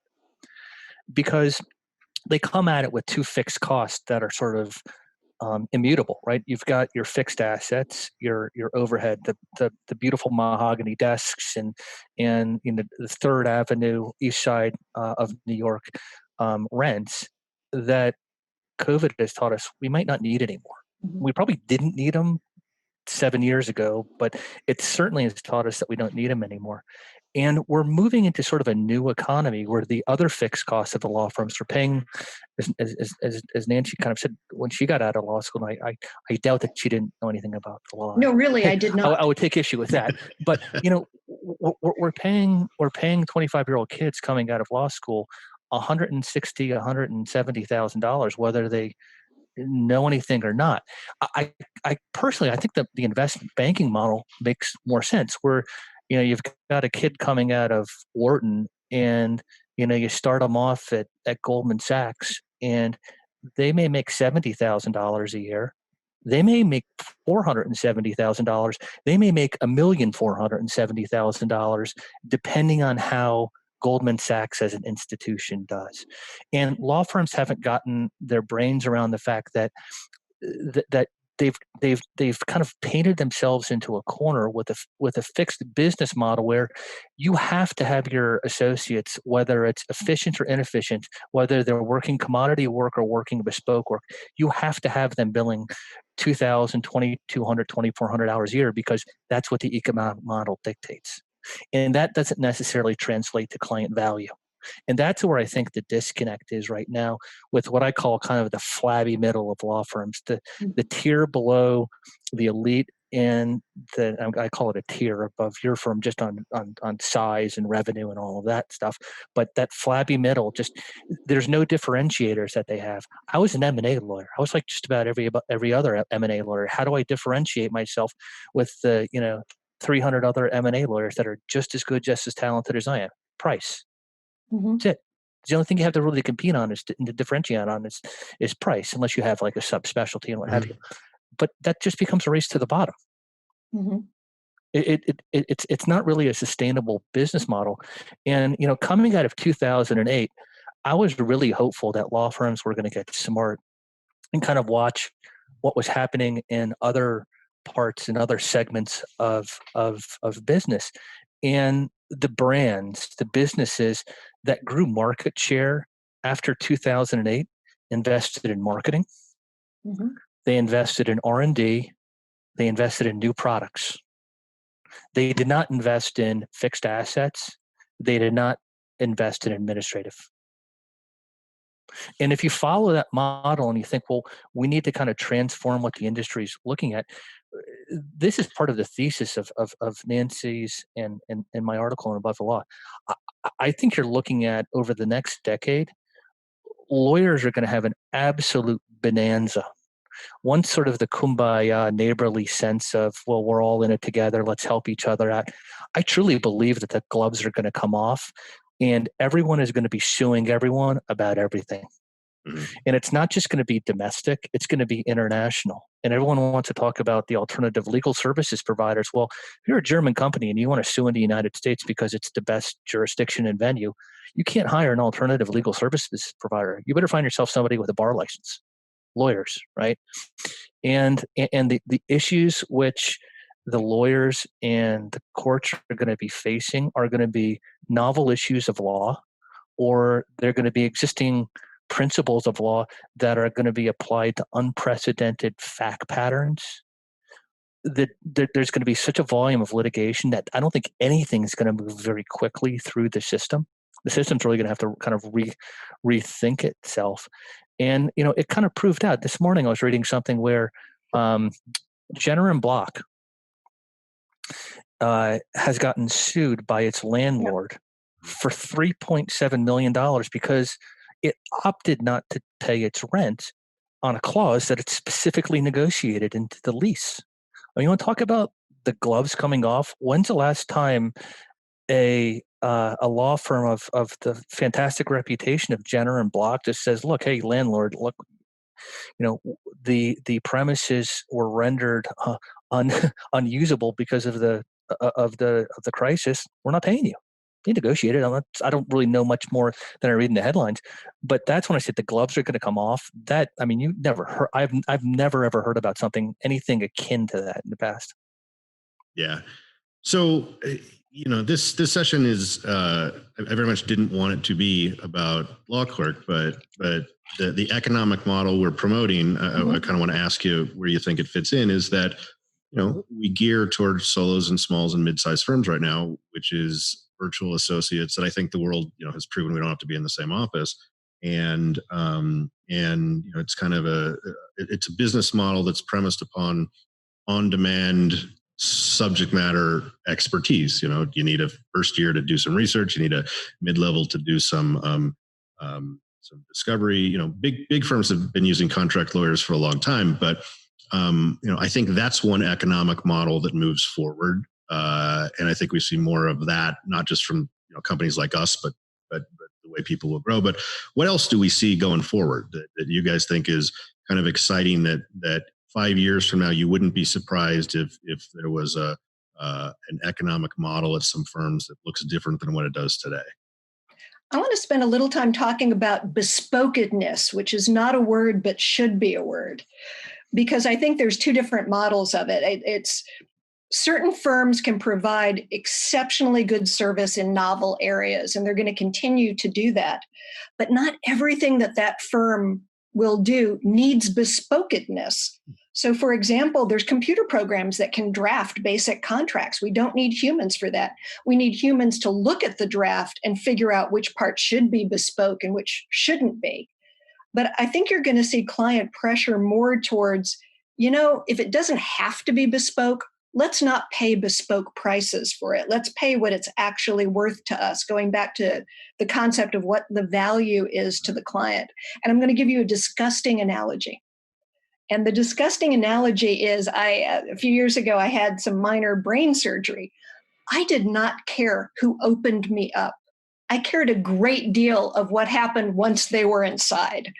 And I think that's going to be true for clients too. They're not going to care how the basics of a deal get put together as long as there's someone who's really smart figuring out after the basics are drafted how it applies in a particular situation. So you're going to see degrees of bespokedness getting more pronounced.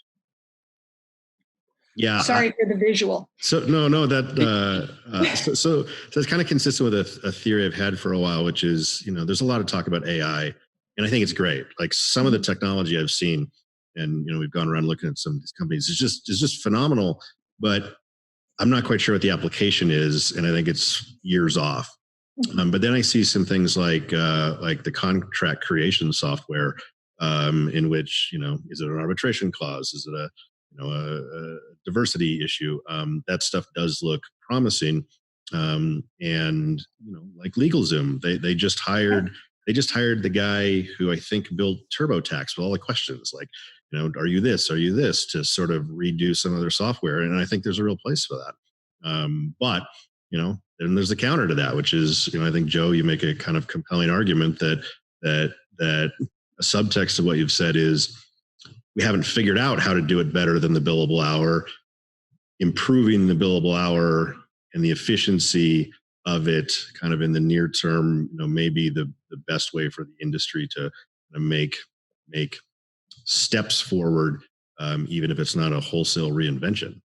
I don't want to put words in your mouth, but that's sort of what I feel like some of the subtext of what your comments have been. Yeah, I think that's right. And what you and your co-founders are doing at LAWCLERK, I think is brilliant, and it kind of goes back to the flexible work staff that I think the legal industry has to embrace, right?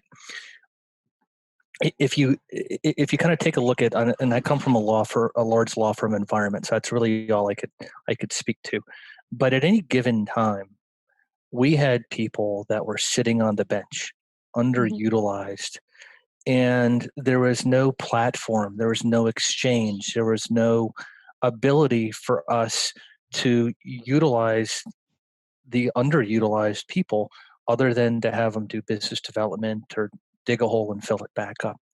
With an exchange like yours, I see the application going well beyond just the small and the solos to even the big firms where you can have, and you got to clear conflicts and all of the other stuff, but you could have an associate get thrown in by Alston and Bird into the exchange and get picked up to draft an Alice motion by Arnold and Porter Once the Alice motion is done, Arnold and Porter pays back into the exchange and then pays off Alston and Bird for the cost of the associate that they were essentially leasing. It's a leased employee type of arrangement, right?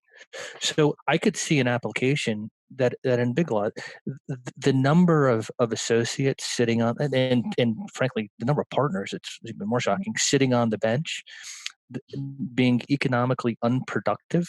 You all of a sudden you're creating an exchange where these people can be productive again. And the world has gotten used to the Ubers of the world where it's okay. I mean, there are people, it's a, what do you call it? The gig economy, right? You've got a gig economy now where someone at Alston and Bird would much rather be utilized by Arnold and Porter via your exchange than sit on the bench underutilized. Right.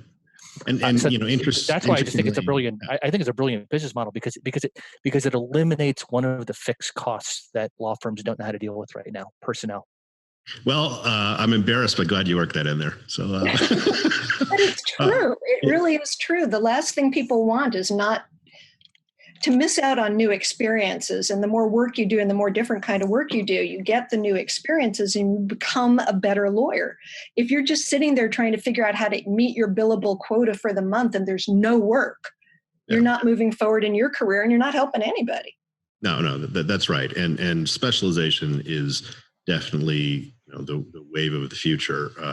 In that, I think we're going to see ever smaller niches. You know, now we have niches of, you know, you're a real estate lawyer and you can even be a real estate lawyer who focuses on developer work. But I think those niches are going to get ever smaller, and I think that clients are getting more sophisticated when they are looking to hire lawyers that you know, they still want a quarterback to sort of see their problems and guide it through the system.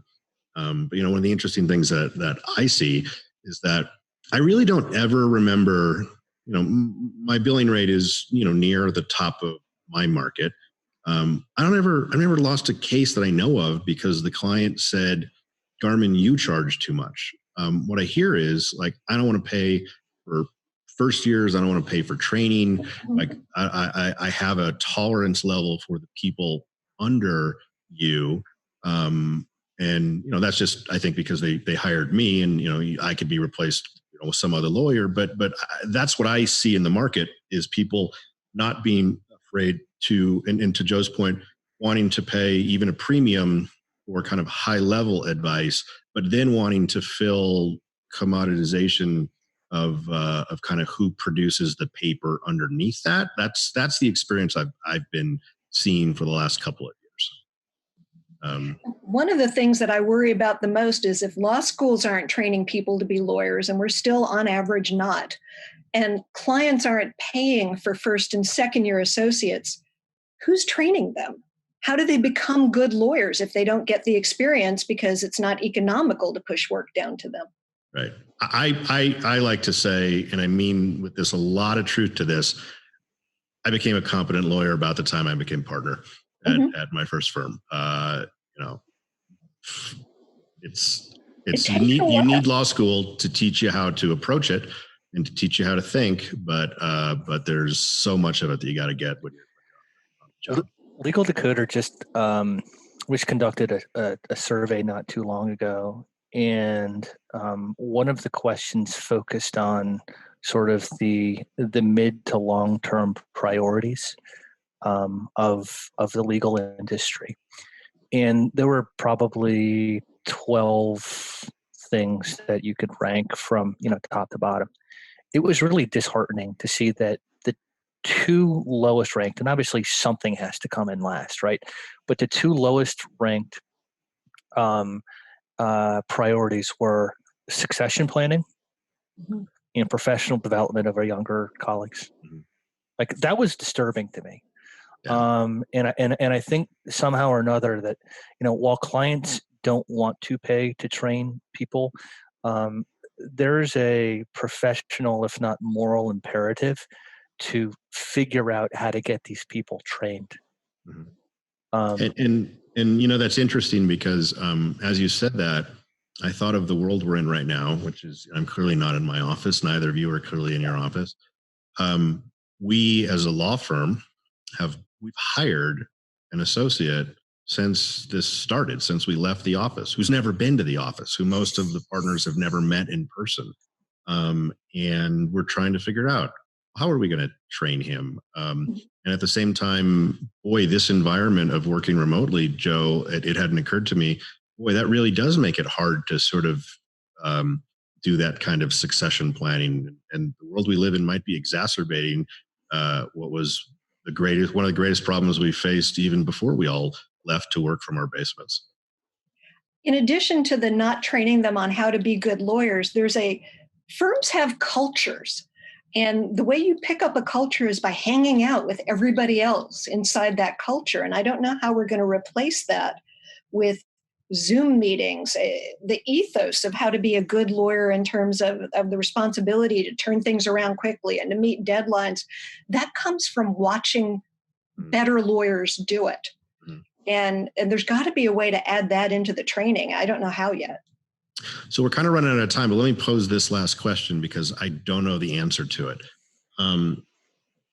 Our firm, other people I talk to, law firms right now seem more efficient and productive. Solo practitioners, small firms, more productive working from home.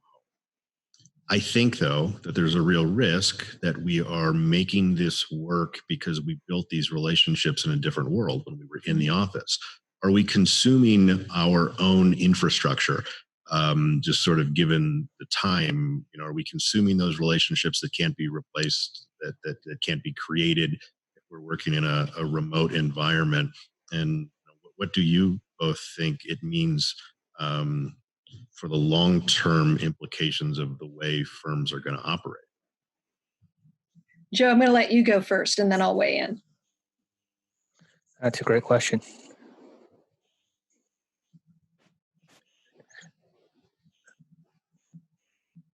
I think the infrastructure is going to change of necessity. We were, and I'm not suggesting that there was going to be as remote of a workforce as we have right now. But I remember when I was practicing back in 4 years ago, one of our associates went on maternity leave, and she said, "Could I stay home on Fridays?" And we said, as long as you're responsive, and as long as you get the work done on time and handle the client demands and so forth, we have absolutely no problem doing that. The challenge and where I think we wind up eating our own infrastructure.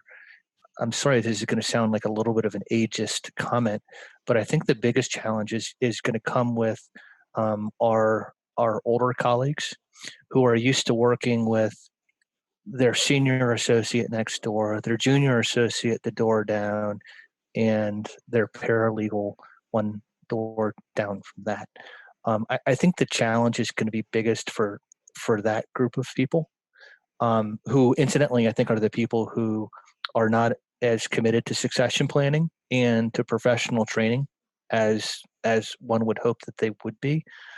So I think the challenge is there, but I think it's going to be somewhat isolated to certain groups that either are not able to adapt as much as they need to adapt, or to groups that and I don't know that there's that many out there, but I'd have to think about that a little bit more, but who are in practice areas where collaboration is essential.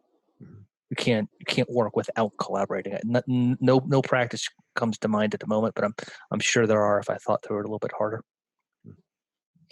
And I'll just add to that, and this came to mind in the way you asked the question, Greg, maintaining client relationships you can do remotely. You can send them things, you can talk to them on Zoom conferencing, et cetera. It's how do you get new people to pay attention to your skill set? And it used to be that you would have these hallway meetings at conferences and you'd get to know each other that way. It's going to be a lot harder to find the new relationships than it's going to be to nurture the ones you have. So that's going to be one of the big questions we're going to get. We can do some of it with things like you're doing now with the presentations that you're putting on, but ultimately there's going to have to be some contact other than a screen to get people to want to divert business from one group to another group. And I don't know how we're going to do that. Well, Nancy, that goes right back to the post 2008. What do people invest in who grew market share? And one of it is marketing, R&D, and new products. Mm-hmm. I mean, every law firm, chief administrative officer, managing partner, chairman, whatever you want to call it, really ought to be thinking hard about marketing, R&D, and new products. I agree. Well, to that point, we're going to spend a great part of the day talking about marketing in this world on top of legal economics. So I could do this all day. I've overshot our rough window already. I can't tell you how much I appreciate you both joining us, and I have every belief that whether it be virtually or in person, we'll be having the same conversation over beer at some point going forward. So thanks both of you for joining us and in this conversation today. This was really fun. Thanks. Thank you, Nancy. Thank you, Greg.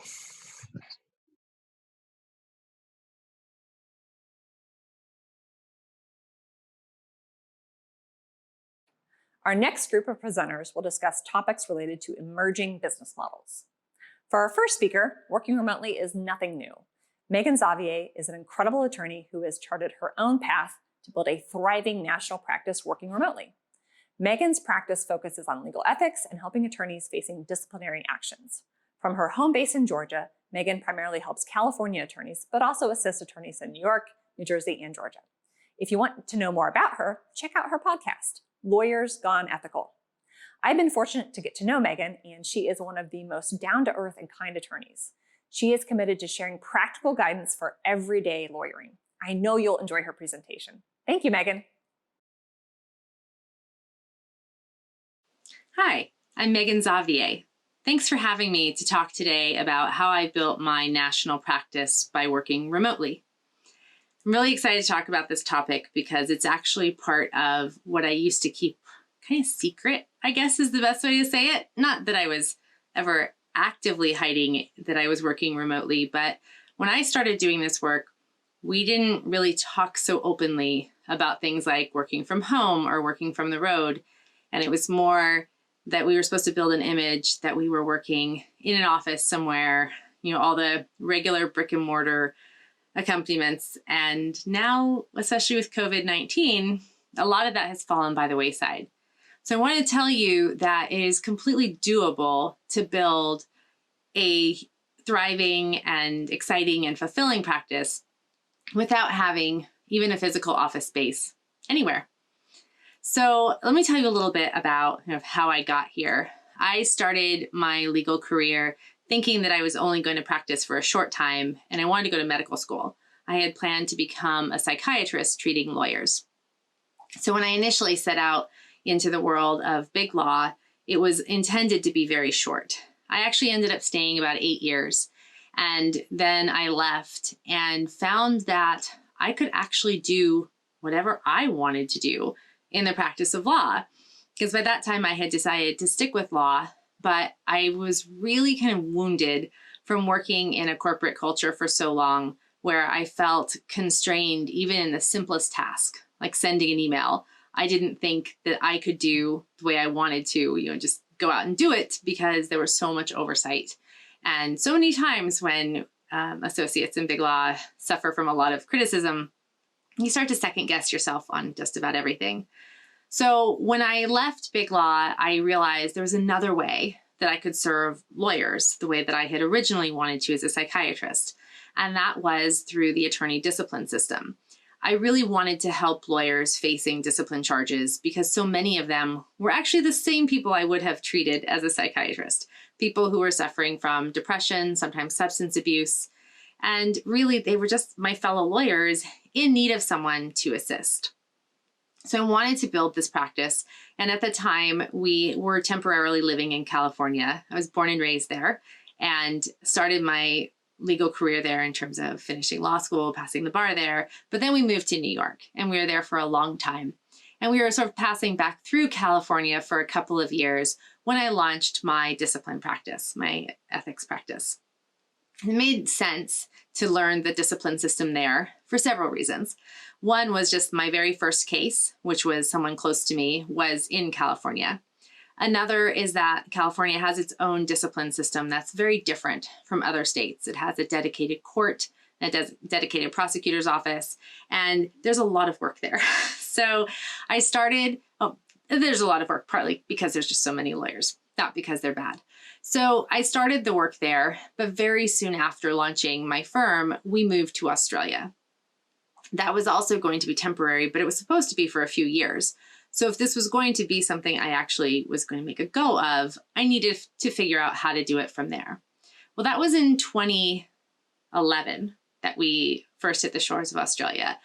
And all of the things that we use today, how easily we jump on Zoom, how courts are accepting all of the video conferencing and appearances by phone when they're having to during COVID, none of that was really a thing. Even the video conferencing at all was kind of new for a lot of people. When I first started practicing in this area, and especially being remote, I was offering Skype consultations. I had exactly 0 people take me up on that. So the technology was not as advanced as we're accustomed to today, but also people were not as accustomed to using it. So I launched the practice in California, but really went full bore from Australia. That's where I built my first website, really started getting my paying clients. And most of them didn't even realize they were talking to someone overseas. Again, I wasn't actively hiding it, but I had a service address in the United States because US mail was going to be how you were going to get things to me. They'd be scanned once I received them. I called from a Google Voice phone number that was attached to my iPhone, I think 3 back then. So I was able to work from there just as if I was down the street in California. Now, for me, the biggest issue was the time difference. There was one point where the court called a conference that I had to appear by phone at, and I think it was like 3 o'clock in the morning or something absurd like that in Australia at the time. But I appeared, and I found a few things that kind of made this work from the beginning. One was just my willingness. You know, I had to be willing to work with whatever I had. I had to be willing to bend my schedule to others' schedules. It had to be on California business hours, even when it was inconvenient for me. But also, talking to opposing counsel openly was really useful. They had no idea what to do with me. They knew who I was and where I was, but then it was just baffling to them that I could be working from overseas. And knowing that we were talking about it openly, it kind of helped. You know, I had them give me accommodations and say, okay, well, why don't I email this to you instead of just snail mailing it so you can get started on it, knowing it was going to have to get to my mail service and scan to me before I would see it. So some of it was just talking to people and being open. Now, I did mention that people didn't necessarily know where they were talking to me from. Clients often didn't. And partly it was sort of one more thing for them to process if they had to, that was probably more than they needed. Now, if it really was something where it's going to impact them, absolutely, I'd hit that issue head on. But when someone's calling for advice and guidance and they don't need me to come and physically hold their hand and walk them into court, then it really wasn't an issue that even bore a lot of discussion. But soon after being in Australia for, I guess, about a year and a half, we were called back to the United States. And we thought we'd go back to California, but that's not what happened. So we moved to Georgia. And by this time, I loved having this solo practice and I wanted to really take it further. So I decided to dig in and said, I am going to continue practicing in California. This is where I know the system, I know the people, I know the rules. They have the dedicated court, a ton of lawyers, an aggressive bar, all of these reasons to continue. But I'm just going to do it from Georgia, and that's just how I'm going to operate. So that was 2013. And things have evolved since then so that a lot of the problems I faced at the beginning have just dissipated to almost nothing.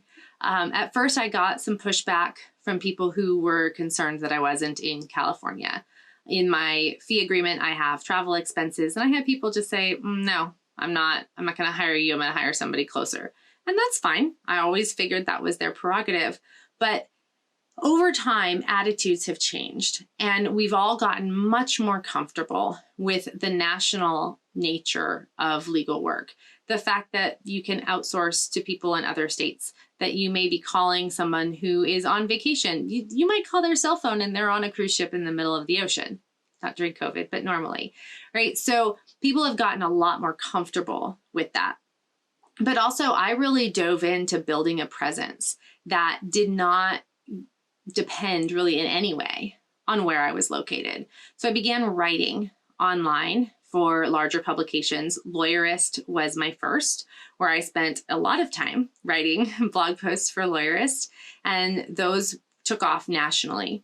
I also began writing for Attorney at Work, another national platform.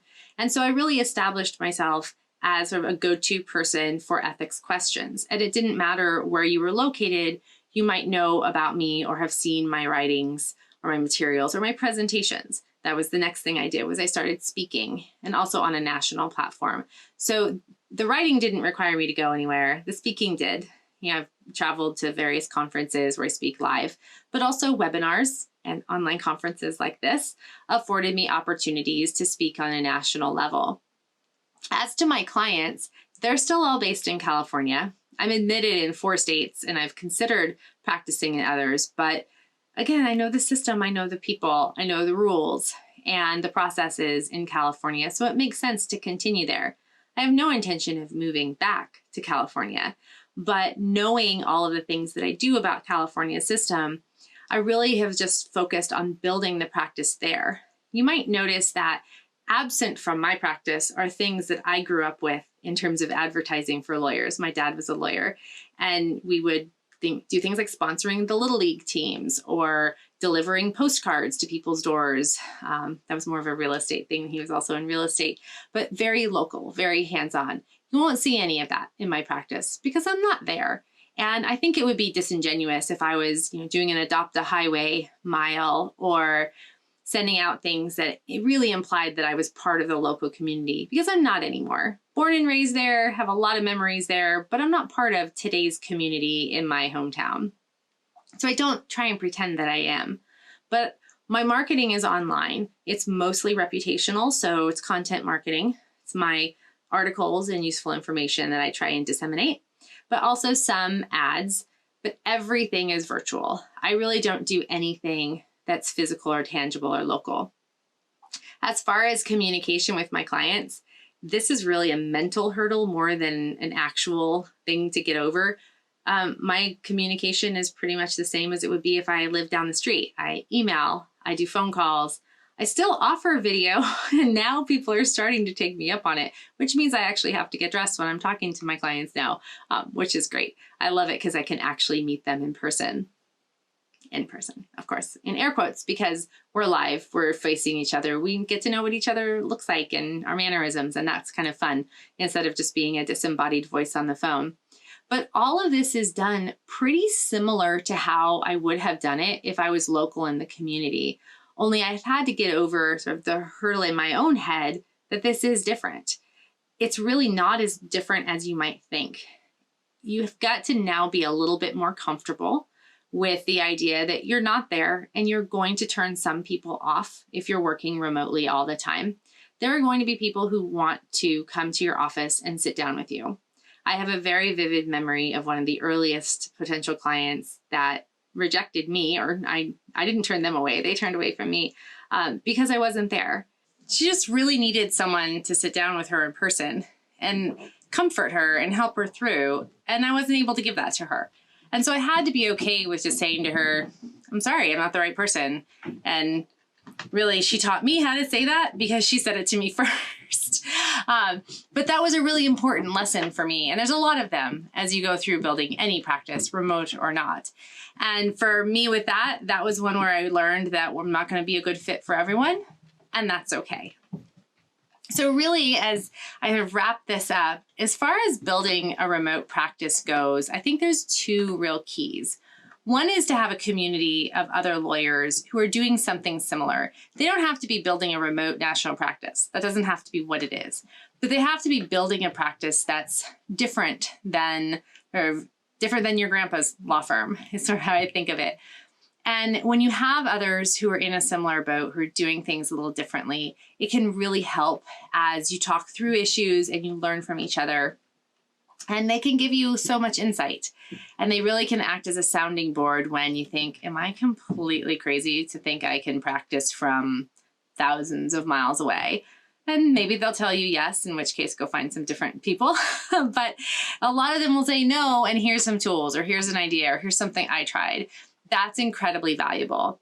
And the second thing that's really key is just trusting yourself. Trust yourself enough to try things your own way. Trust yourself enough to say, I'm going to do things differently than my neighbor does and my virtual neighbor in my hometown where I'm practicing 3,000 miles away does, and I'm going to see how it turns out. That trust in yourself is critical, because if you're not willing to try and you don't believe in yourself enough to do it, then it doesn't really work. But if you are willing, you can build anything you want from wherever you want. Thank you so much for joining me. Another one of our generous sponsors is LawPay. LawPay is the only payment technology vetted and recommended by 50 state bars and more than 60 local and specialty bars as a value-added, trusted solution for their members. I'm proud to say we use them at our law firm, and our clients love the ability to pay online via credit card. We want to send a huge thank you to LawPay for helping make this virtual summit possible. LawPay's online payment solution offers features like custom payment pages that give your clients the seamless payment experience they're looking for. We'll provide you with a custom payment page that can be updated with your firm's logo, business information, and unique messaging in a number of different languages. This gives your clients an experience that feels secure, familiar, and personalized. Attach the secure payment link to your email, website, or invoices, offering your clients multiple ways to pay you from wherever they are, on a computer, cell phone, or tablet. This simple, secure payment experience decreases the amount of time you wait to get paid and increases client satisfaction. See for yourself why our features have made LawPay the #1 payment solution for the legal industry and the only IOLTA-compliant payment solution in all 50 states for both credit cards and e-check. Schedule a demo today. When it comes to cool kids in the world of legal tech, there's no one cooler than our next speaker, Jess Birkin. She's dynamic, relatable, and incredibly generous. She's also 100% dedicated to making law better.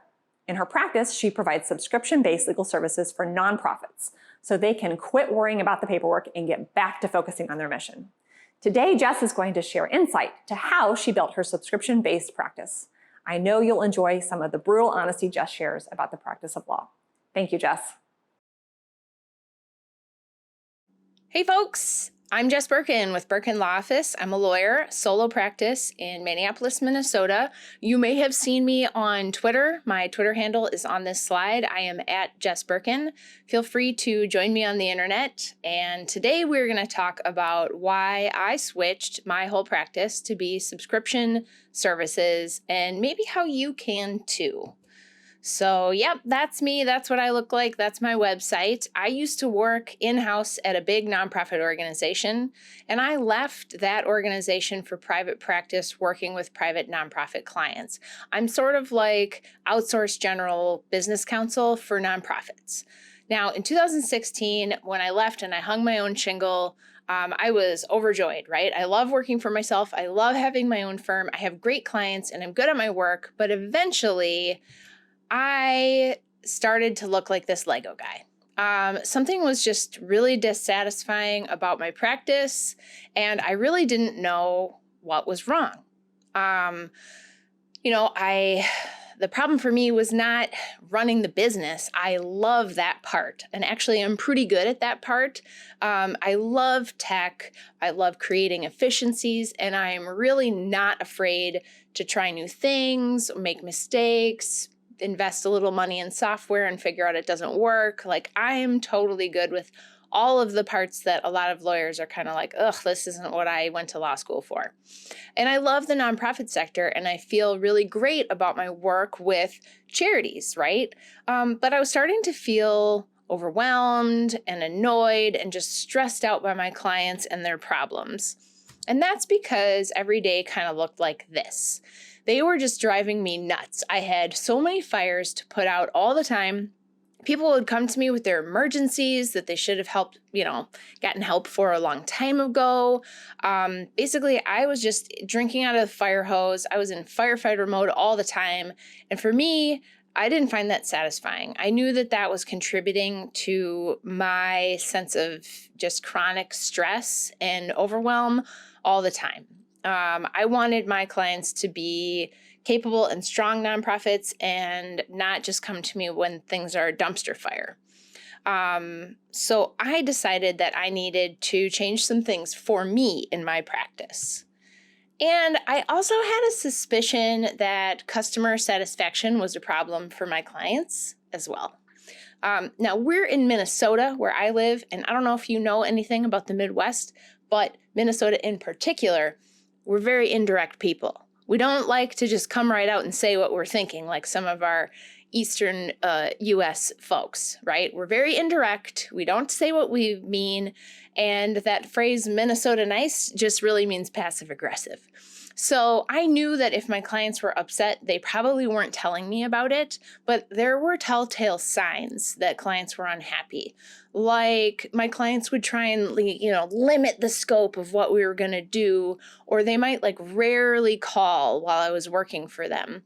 Clients were trying to do their own legal work by helping because they think that, it's going to save them money in the long run, which you and I both know that doesn't work that way. Then I would have clients who would, sort of disappear for 6 months or more only to show back up with some big problem that could have been minimized if they had just asked me earlier. And I knew that this was because they didn't want to pay for the 10-minute phone call. They didn't want that clock to start running. And so they were trying to avoid working with me whenever possible.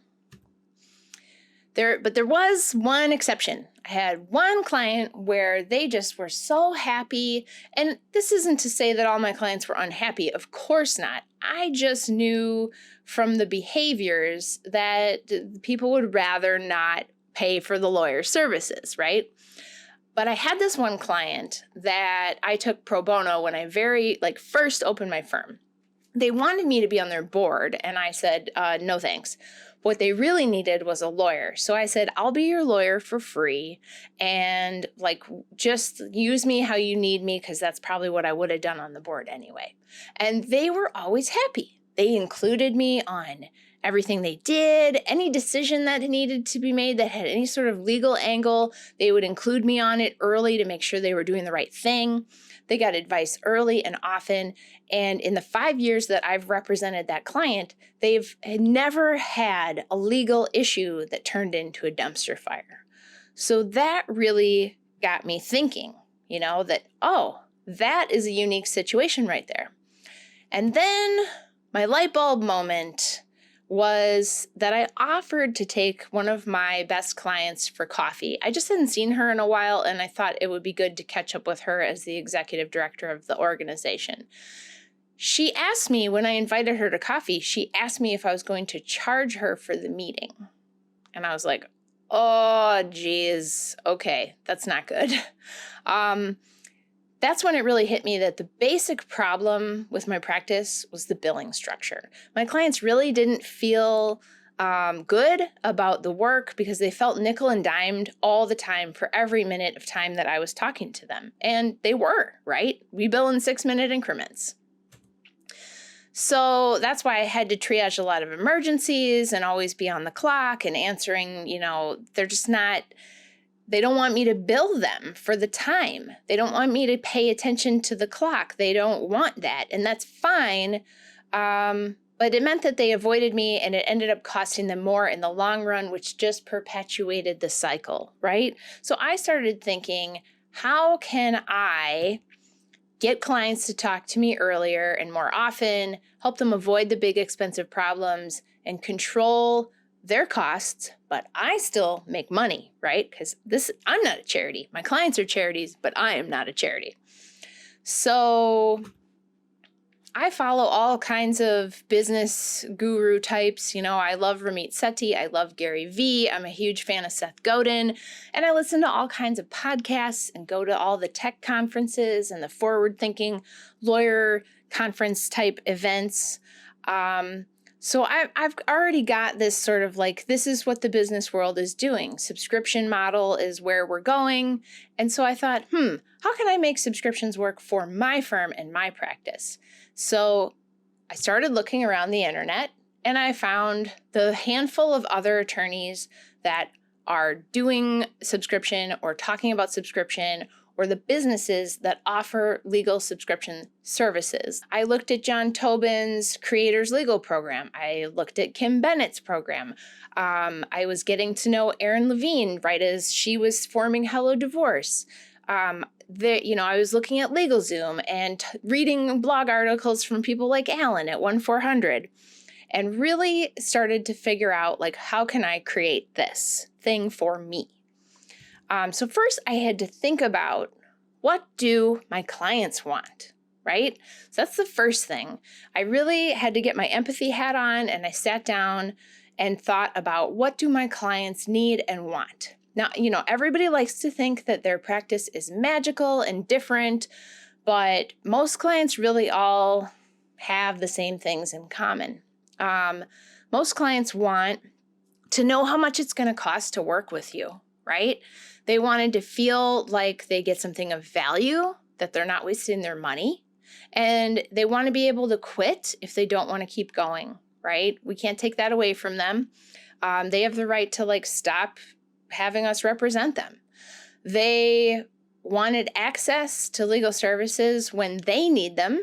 And so maybe that's at 2:00 in the morning, or maybe that's at 5 a.m. when I am still sleeping. And they also want to feel safe and secure in the choice that they've made. So that was kind of my list of my client wants.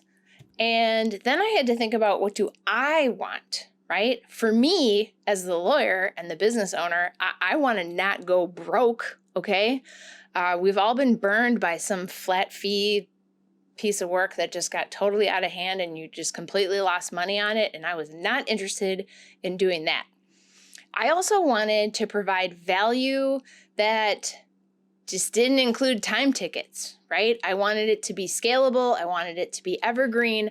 I didn't want to trade only time for money. I didn't want to just do it the old way.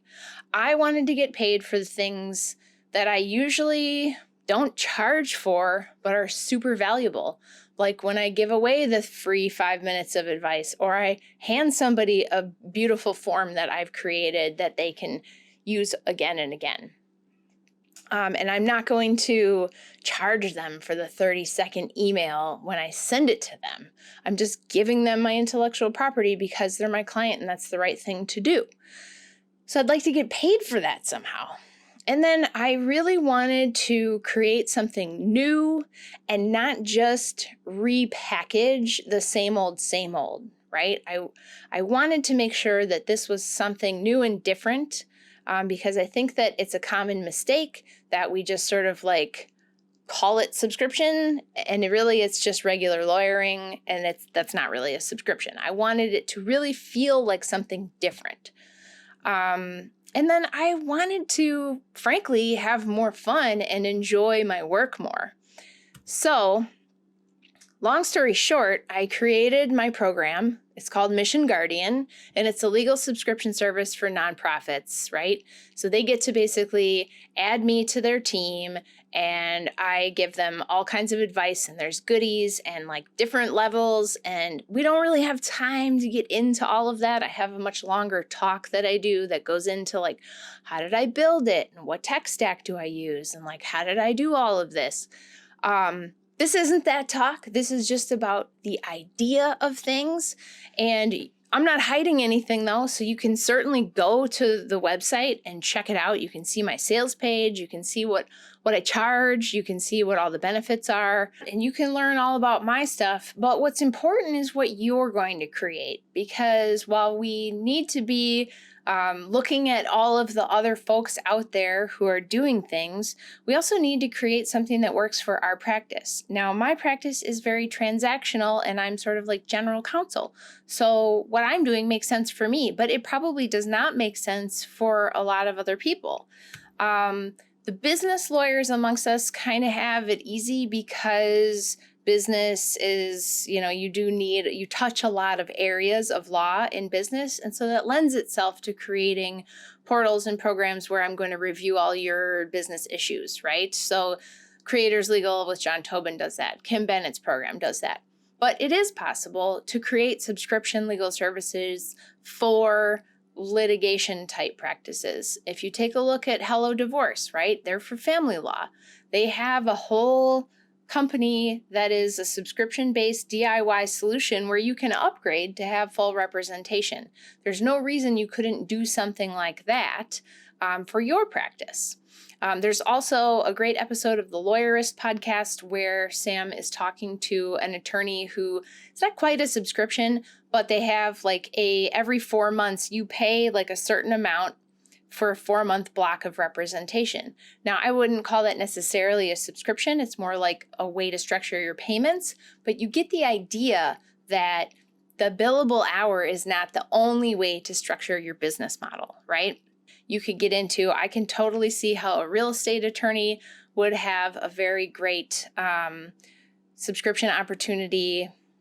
If you read some of the stuff from Alan at 1-400, in his articles, he used to be at LegalZoom, and he said that once they started offering subscription legal services at LegalZoom, those services accounted for 24% of LegalZoom's revenue in only 1 year after launching the service. So it's really something to consider, and I want you to think about it. So how do you think about it, right? I want you to think first about, what do your clients want? Not necessarily what you think they want, not necessarily what you think they need, because we always know better than our clients, right? And frankly, we do a lot of the times, but we also don't listen to what they want or what they value. So again, I think they want to know how much something costs. There is literally almost nothing in the world left that you can buy that you don't know what it costs when you go into the deal, other than legal. We need to change that. Because consumers want to know how much something costs. They also want to feel like it's valuable. And you need to think about what is unique to your clients, right? You should ask them. And that's a scary proposition, but you should ask them. What do they like about working with you, and what is valuable? What can you repeat again and again that your clients have found the most valuable? How can you maximize that? What can you give them also that's not your billable hour? Can you give them educational materials? Think through what you actually do for your clients. Like if you're a divorce attorney, you are also like basically their therapist or their coach, and you are coaching them through their divorce. Well, how can you create that content so you stop billing for your time and get it out of your head and into a format that they can consume it and pay you? And maybe they still pay you for the white glove, level treatment. But how can you get that out of your head and create a valuable resource that they can look at 2 a.m. when they're freaking out and can't sleep, right? What do you do that you coach your clients through that has nothing to do with the law? Maybe it's being objective about buying a house. Maybe it is, how to find the right provider in other areas. Maybe it's tapping into your referral network. Whatever that is, what can you do for your clients that they want that's not necessarily even legal, right? Okay, then I want you to think about what makes your job more fun. Who are your ideal clients? Who do you love working with, and why are they great? Go take your top 5 favorite clients and figure out who those people are. What is it that they all have in common? Because there are things that they have in common. And I screen my clients when they're coming in, and I do not let people into my firm or my subscription program unless they score at a certain level, because I don't want to hate working with people. And I don't want the pain in the ass clients. There's plenty of work to go around. I'm not going to starve to death, even in my weird little niche practice area. There's more work than we can all do. So create something that attracts your ideal clients and not the crappy clients that you don't like to work with. And I really want you to think that part through before you run off and create something.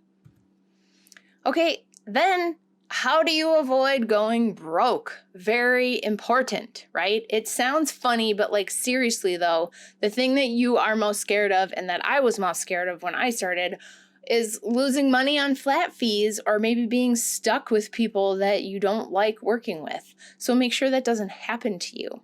For me, it's all about defining the scope, exactly what is in the subscription and what is not in the subscription, and maintaining those boundaries. And then when I do a project, the way my thing works is you pay a base fee and then there's project costs, making sure my flat fee projects are scoped out appropriately. It's okay. Like sometimes I make mistakes and I eat shit. We can bleep that out.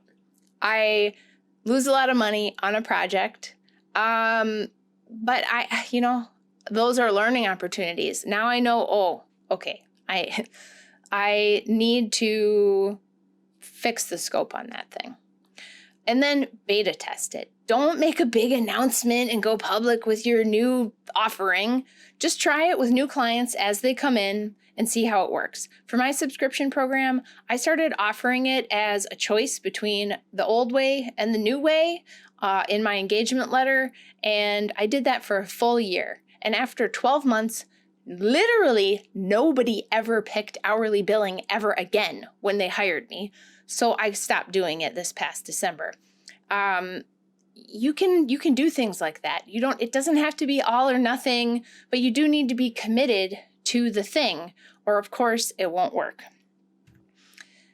And that means that you have to get comfortable with new systems and use them, right? You don't have to make everything yourself. There are totally companies out there like 1-400 and his team, Alan's team are great. Gravity Payments, Dan Lear and those guys are working at Gravity Payments to make subscription billing options and recurring billing options easier for law firms. You can like buy off the shelf tools that will help you have the tech stack. You don't have to build it all yourself like I did, right? So you can't do everything the old way. The old way maximizes you billing time and sucking up people's money that way. The old way is you are inefficient and that's how you make money. And this requires you to get comfortable with doing things in a way that promotes efficiency for this program. Even if you offer the old way, you still need to make the new program efficient or you will lose money. And maybe that means adopting online scheduling to manage client expectations about your availability, or it might be outsourcing work to lawyers through LAWCLERK so you can contain your costs, right? It might be having a website or a secure portal for clients to log into or communicating with them in a slightly different way than the old way. But those are things that you need to think through and plan for. And you're gonna make stuff and then you're gonna break stuff, okay? So don't get caught up in the I have to have the end all be all perfect, crystallized solution. You're going to make it and then you're going to figure out where it's not working and you're going to iterate and you're going to improve and you're going to refine, and that's okay. That's part of the process, and I know it's scary, but I also know that you can do it, because if I can do it, you can do it. Okay, so that's my spiel. If you want to connect with me and go deeper, hear more from me, I have a great email list. You can join at hackyourpractice.lawyer. You can find me on Twitter at Jess Birkin. Thank you so much for your time and your attention, and I look forward to emailing with you soon.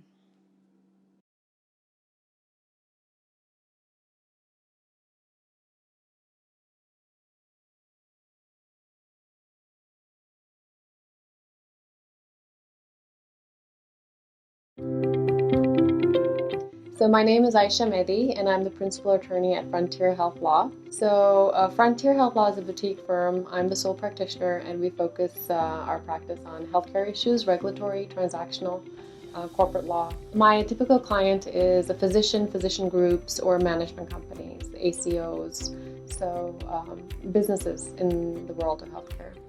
I got into the area of health law simply because of my background. I'm from Pakistan originally, and a lot of immigrants who come from Pakistan in the U.S., many of them are physicians. So that's one thing. So I'm surrounded by physicians. My own husband is a physician. So I just felt that there was a need actually for healthcare attorneys that were from our background.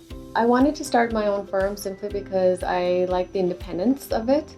And it has been true that, there are times when I get a phone call from my son's school, or, there's my kid needs to be picked up from practice and somehow, my sitter can't do it. I can get up and go. So I reached that stage in my practice very quickly when I needed help, but I didn't want to take on the overhead that comes with hiring help and the expenses that come with it. Thought, okay, I need to go on to LAWCLERK finally. And so the good thing about LAWCLERK is that it allows you to make teams. So I work with people in my team. Now I have enough relationship that I just, contact them first and then ask them how much time do they think that it's going to take them. They tell me, and then I just post that price point for them, and they're happy, I'm happy, and then the client is happy because things are getting done quicker. And the product is better. My day is a lot more efficient. I'm amazed at the difference. The time it takes to post the project and put in the instructions, it's hardly anything compared to the efficiency that comes later once the work is done. So another thing that I realized that LAWCLERK helps me with, that it actually clarifies what needs to be done for me. That it's all set down in like an outline, that this is what the project needs, this is what we need to get done, this is how much time should be spent on it, these are the documents we need to review. So it's really organized my work a lot. So many times I do have work, but I haven't started it. As soon as I put it on LAWCLERK, it gets done. My turnaround time has become so much faster for my clients. So just do it and you will not regret it.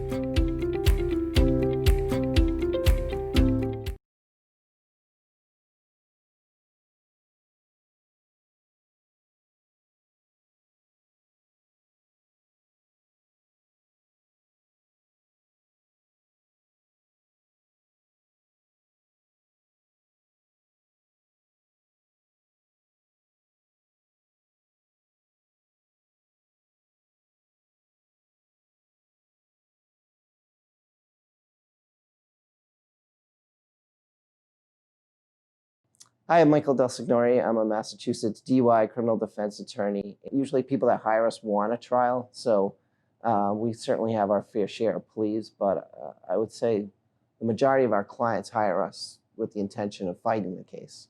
So I found LAWCLERK actually through another lawyer who recommended LAWCLERK. I've known this attorney for a while, and he said it was great, so I clicked on the link, and it was so easy to set up a project. I've posted everything from web pages, blogs, research, motions in limine. So right now, the way I use it is if our case has a legal issue, it might be we just got the case, I'll post something on it and just get that process started earlier. A lot of times the law clerks come up with things maybe we wouldn't necessarily pick up on. They have great experience. You have some law clerks who have been former prosecutors, defense attorney for years, so there's quite an array of lawyers and backgrounds. My other associate is fairly busy, so I'm giving her a healthy volume of work. So I'll even tell her, if you don't have time, just post it on LAWCLERK. You have permission to do that, and we can get this get things rolling. I post projects all the time that you really get a good quality of work. There's really no downside.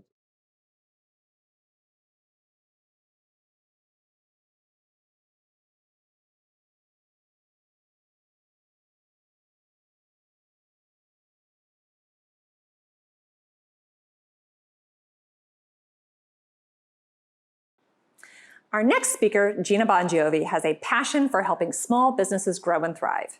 She has blazed her own path to build a boutique law firm dedicated to serving as outside general counsel for startups and small businesses. She does a great job of telling her story during her session, and I know you'll enjoy her insights, especially if you have considered building your own outside general counsel practice. Without further ado, let's welcome Gina Bongiovi.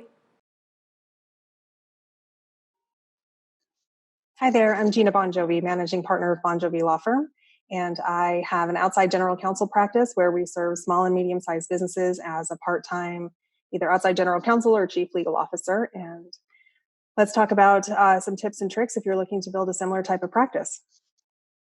So I graduated with a marketing degree, really couldn't find a job. Ended up going to law school, not because I had a lifelong dream of becoming a lawyer, but just because I got a high enough score on the LSAT and got in. And then midway through the program, decided I didn't want to be a lawyer anymore because I wanted to start my own business, and that was not really in the cards, at least according to my professors. So that's about the time that UNLV, where I went to undergrad, started offering a JD MBA. So I went back and while I was finishing up my law degree, ended up getting an MBA. And while I was in the MBA program, had an opportunity to start my own business, which was a company that started off as a marketing company and blossomed into a modeling agency, at which point I found myself needing legal advice as a small business owner.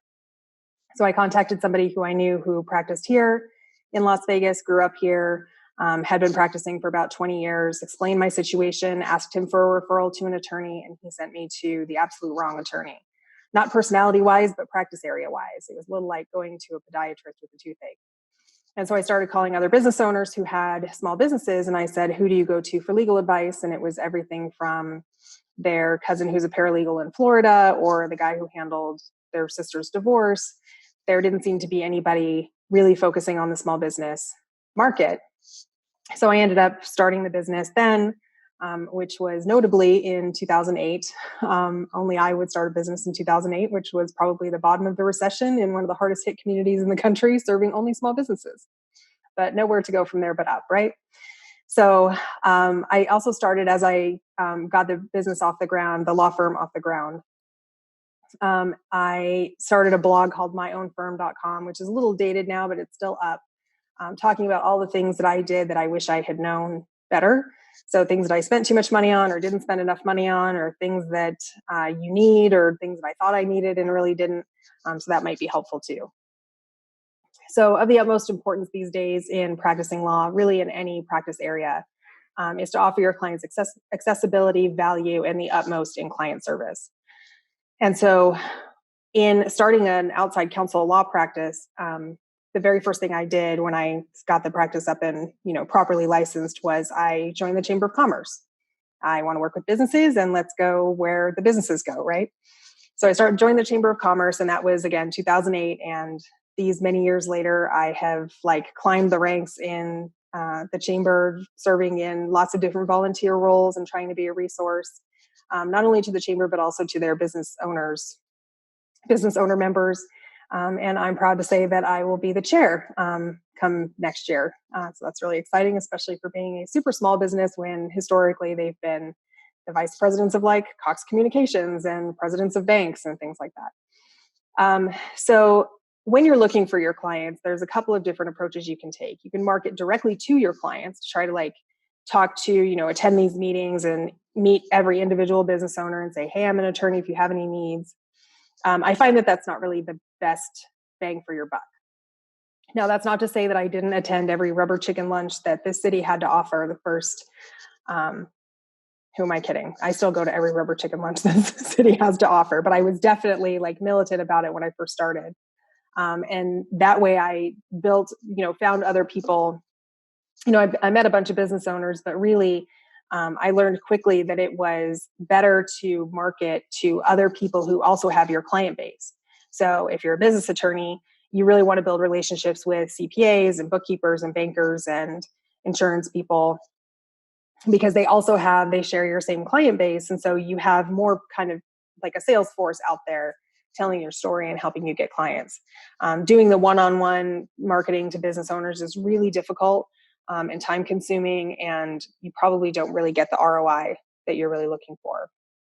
And so the key with business owners, the challenge that we have as business attorneys, or at least that I found, is that it's not a foregone conclusion that you're going to hire a lawyer when you start a business. If you get a DUI, the first call you make is to your lawyer. Same with filing bankruptcy, same with getting a divorce. But when you start a business, there are so many things out there and so many resources, which is great. But it definitely gives the appearance that you don't really need a lawyer. So our challenge, and yours if you want to start this kind of practice, is to educate business owners on why they would need an attorney. So what we explain, we kind of liken ourselves, which is not really a great comparison, no offense to anybody who does both out there, but we kind of sell insurance. So our goal is to really be proactive and put some preventive measures in place to keep the business owner compliant with the rules, keep them out of litigation, keep them out of any sort of disputes, with their customers, their vendors, their partners.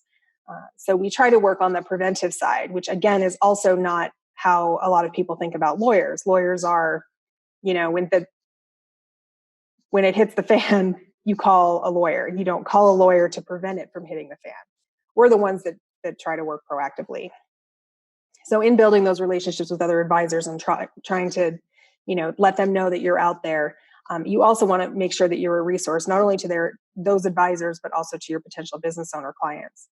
And you want to keep in touch with everybody. So as you're going out and educating yourself on the things that are happening in the community, and especially with this coronavirus thing, as soon as it hit, I spent about 2 weeks on every webinar I could get my hands on with the SBA, trying to get my arms around the 2 different, loan programs, and they were changing, it seemed, by the hour, in order that I could be a resource, not only to the other people in my circle, but also to all of our business owner clients.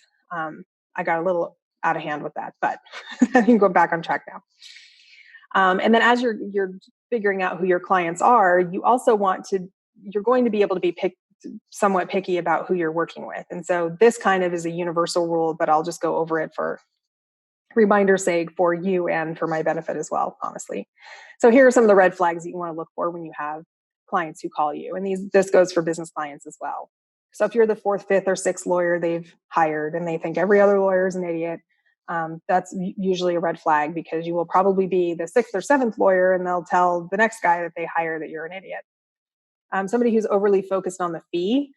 Now, clients are price sensitive, and especially in, recessions or, little things like global pandemics, they can be price sensitive, and that's understandable, and we get that. But if they're overly focused on the fee, they're never going to see the value in whatever you provide for them, whether you produce a contract, whether you negotiate something successfully. They're always going to be focused on that fee and feel like they paid too much. Anybody you need to talk into hiring you is not going to be a good client, because you're constantly going to have that struggle with every step of the representation. And I'm speaking from experience on these. Anybody who has unreasonable expectations, if they want some super complicated contract turned around in a mere hour or two, unreasonable expectation. Or if they've got some crazy expectation on what, how much they're going to sell their business for, or what they're going to have to disclose during due diligence, or things like that. And the key thing that you never want to fall for, and that I've fallen for many times, is, well, if you give me a discount now, I'll have way more business for you down the road. That's always BS. That other business down the road never comes. Take it from me, get your money up front, and then you can decide whether you want to discount on all of that future business that's going to come in. When you're dealing with business clients, some of the biggest challenges we have, and some of the most important things we think, is really trying to manage those expectations. And in every service business, even our clients that are service businesses, when we're creating their contracts, your biggest challenge is really nailing down, identifying your scope of service and what happens when you exceed that scope of service, which is almost inevitable in a lot of cases. So we charge flat fees for almost everything we do, but the obvious pitfall there is that we may be spending an inordinate amount of time on something and not being paid for it.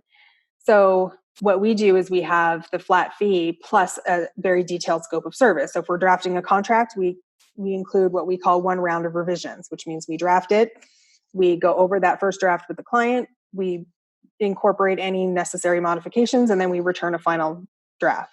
And then anything beyond that is billed hourly. And the reason we came out of the gate charging flat fees is because I was a business owner at one point. I needed legal advice at one point, and cutting somebody a couple $1,000 retainer check when they're billing $600 an hour, I don't know how long they're going to take. And it was too unpredictable for me to take that risk. And you don't really want to create another added risk in a business owner hiring their lawyer. You're there to prevent risk or to minimize risk. So if you have the ability to do flat fees, we highly recommend it. It also helps the business owner budget for your services. And then you really want to manage expectations. One of the biggest tools and most important tools that I use every day, every email, is so our back office is managed by G Suite, which is a Google product. And so all of our email comes through Gmail. There's an extension for Gmail called Boomerang, which you can put on every message. So I think Outlook has something where you can send messages later, which Boomerang also has. The Boomerangs feature that I use all the time is to boomerang that message back into your inbox if your client doesn't respond to it, which is like having a personal assistant that you don't have to pay.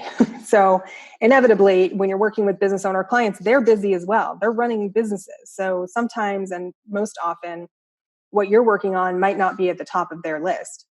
So what you want to do is when you're sending a request for information, hit the boomerang thing, make sure it comes back into your inbox in 4 days or a week or whatever, so that you can continue following up on that. So that's another easy way to provide value, because you're not just putting the ball in their court and forgetting about it.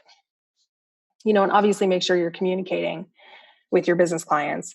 And the benefit of working with businesses is they get it. They're, especially if you're in a small practice, or if this is your only practice area, you're a business owner too, and you're kindred spirits in a lot of ways. So if your, workflow is, you have peaks and valleys in your workflow, and then you have a client that calls you and says, hey, I need something quickly. You're like, hey, I have 4 or 5 projects ahead of you. We offer an expedite fee. So if clients we have like a standard 10-day, it's usually like a max 10-day turnaround time. And if they want something earlier, then we can do that, but they have to pay for it. It's a little like getting to the front of the line of the Indiana Jones ride at Disneyland. So make sure that you are relating to your business clients, that you are keeping yourself educated about what's going on that might affect them. Make sure that you're being a resource to them, manage their expectations, and just be honest with everything you're doing. If you're having a hard time getting to whatever deadline you originally promised, just be honest about it. But we love our business owner clients. It's always cool to, work with somebody who has got a business idea, and then 2 years later see them like getting like PR on the news, or, getting written up for, some great, amazing accomplishment. It's really a cool practice area to have. So I hope that's been helpful. If you have any additional questions, I am at Lawyer Gina on Twitter, and I have my contact information on the final slide. So thanks so much.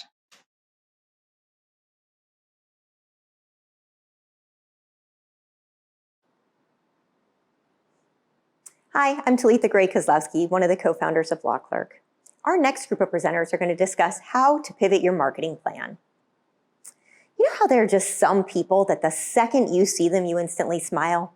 That's what happens anytime I cross paths with our next presenter, my friend Lawrence Coletti. He's an attorney and currently serves as the executive producer at the Legal Talk Network, so he knows a thing or two about podcasts. He's a thought leader in the legal industry when it comes to all aspects of web-based media. Today, he shares his insights on how to get yourself booked as a guest on podcasts to help you expand your audience and gain more clients. Thank you, Lawrence. Enjoy. Hi, everyone. My name is Lawrence Coletti. I'm the executive producer for Legal Talk Network. And the title of my presentation is called How to Get Booked as a Podcast Guest. And please forgive my eyes darting all over the place. I've got a few screens up here with my notes, so just bear with me. But anyway, I'm working remote just like many people around the country here, hence the background here in my remote studio digs. But, as attorneys, even though we don't have access to all of the normal resources that we're accustomed to, it doesn't mean that we shouldn't be promoting our practices or reaching out to our communities and see what type of needs potential clients might be having right now. So anyway, podcasting, wonderful opportunity to reach out to folks right now where they are. There's a captive audience online consuming products and services, solving problems through their online platforms, with whether it's their computer or an online app. People are doing research to solve issues in their lives online, and that's where they are. So podcast offers a great opportunity to reach them right there. And the wonderful thing about podcasts is once it publishes, you can post that episode on an embedded player of that episode on your website or blog, feature it in your social media. And so people out there looking to solve a problem, they get to hear you in addition to read your bio and see your picture and maybe some of the awards that your law firm has won over the years. So they'll get that personal connection with you, which I think bodes really well for people that are going through some uncertain times. So how to get booked on a podcast. There's a lot of different ways to do this, obviously just like many elements of life. And so I always like to recommend to people that are interested in making podcast appearances to size up a show that relates to your, and this is a self assessment. What is your self-assessment on your reputation as far as being well known as an expert in your community? Like, obviously attorneys are fantastic experts, but how many other people in your community know that? And honestly, answering that question, just being realistic about it, helps with the next steps to build that reputation. And so, all things being equal, the larger audience a podcast show might have, like, the more famously an expert the guest expert needs to be. So the good news is lawyers are deep dive experts on the practice areas that they engage in. And so that expertise built in, it's baked into the cake. That just leaves the notoriety part, establishing that reputation. And the good news about that is that we live in times where that is easier than ever to establish through blogging, through media appearances, writing and authorship articles, being published in your bar journal. And so anyway, great times for that. And so getting back to the matter at hand, getting on a podcast, what are producers and hosts looking for? Well, they're looking for three kind of major areas. The citable and visible expertise is one of them. And we'll cover all of these in more detail in just a minute here. The next is social media and online presence, savvy on those areas. And then being reachable and easy to work with. That's something that hosts and producers are looking for as well. So we'll take those one at a time. So the first one, citable and visible expertise. What is that? So that's that wow factor that producers and hosts are trying to put on their show to attract audience members to tune in. And so real important, they want to connect the dots. Why is the audience listening to me? We're going to get them a well-known expert that they've either heard of or one that they can find readily online. And don't think for a minute while you're being played on a podcast out there somewhere that there isn't a listener out there looking you up. They may have a similar problem, or maybe want to hire you, or maybe just want to know a little bit more about you.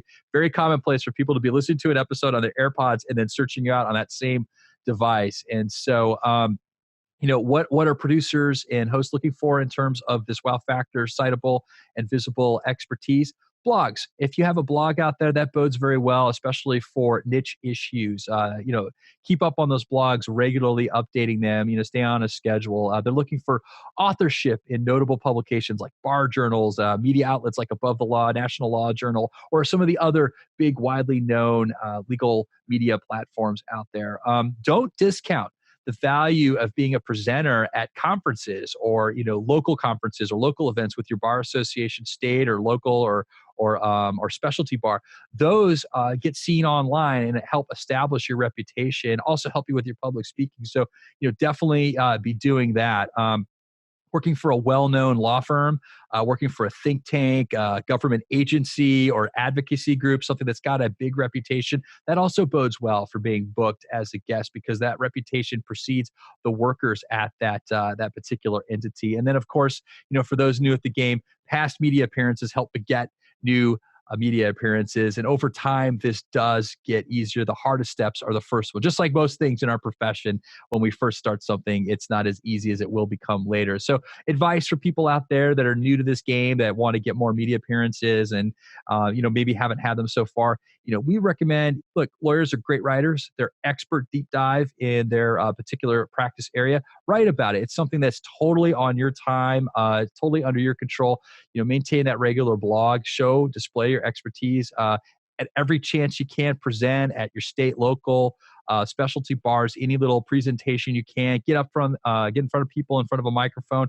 And the other thing is engage in social media. And we're going to get into that a little bit more here in a second, but real important to be on there. That helps producers and hosts promote the show. And so good jumping off point into the next section, the social media and online presence and being savvy in those areas. The reason that's so important is that when producers and hosts promote a show, they reach out on social media platforms and they tag their guests and hope that their guests will share that episode. And the idea is to get in front of a new and increased audience. And so to the degree you have a large following and engaged following, that makes you much more attractive to producers and hosts. And so all things being equal, two equally qualified guests, the one that has 100,000 followers versus 0 followers, this one's going to get the nod for the interview opportunity. So I encourage everybody, especially in these times, to be reaching out on your social media platforms, be part of the conversation. If you haven't been on in a while, dust them off. If you don't have social media platforms like Twitter, Facebook, Instagram, and LinkedIn,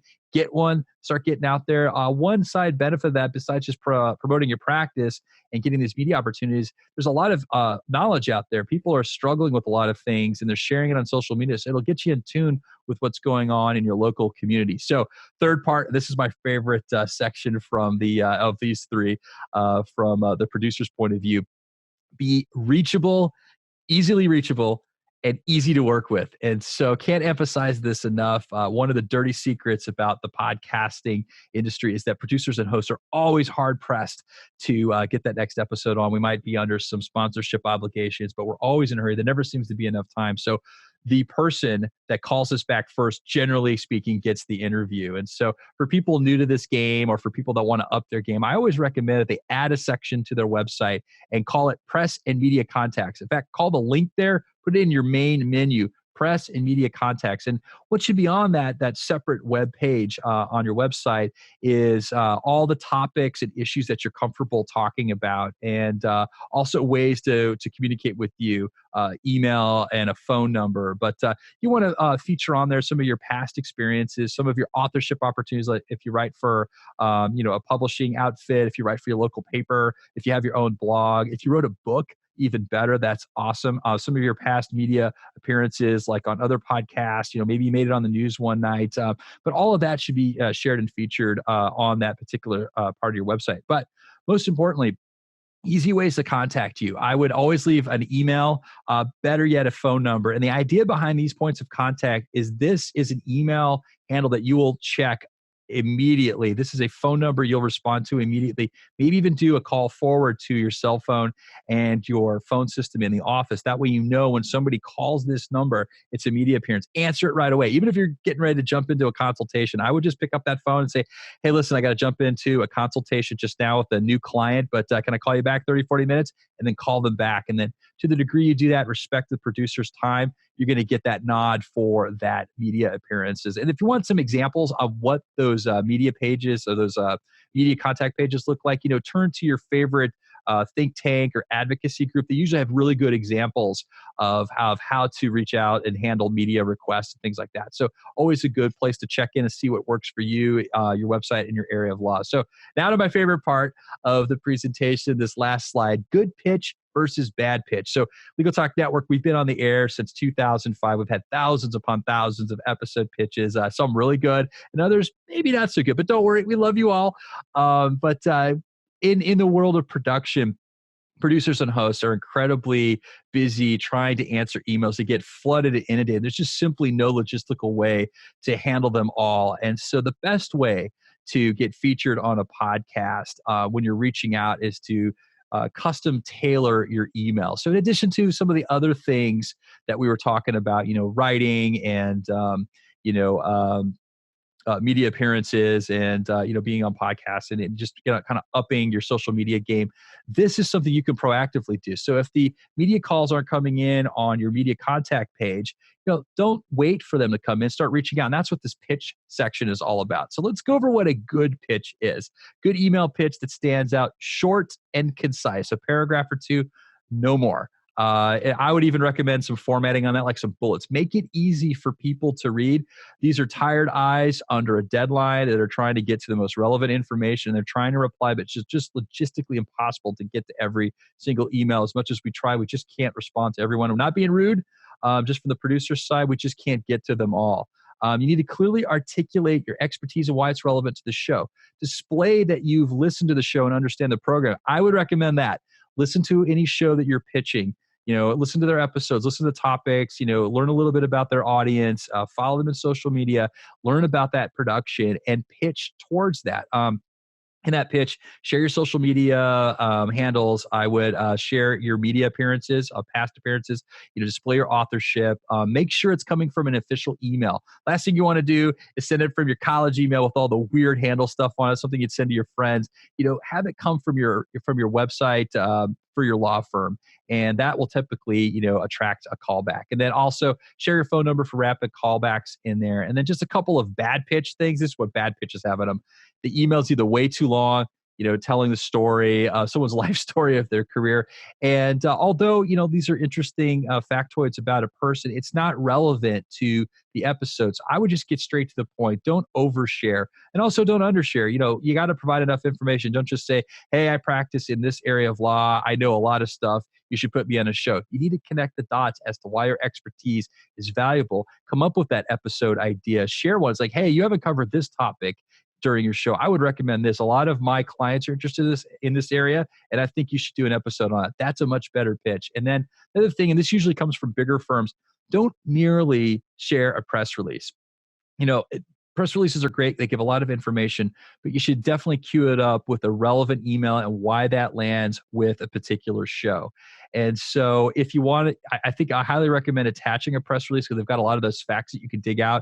It gives the host and the producer a place to start asking questions. But if you're going to share a press release, do it in an attachment. So that's pretty much it for the basics here. Hopefully this was useful information. If you have some questions, I'm available on Twitter or by email. So my Twitter handle is @LawrenceESQ. That's Lawrence spelled with the U, ESQ for Esquire.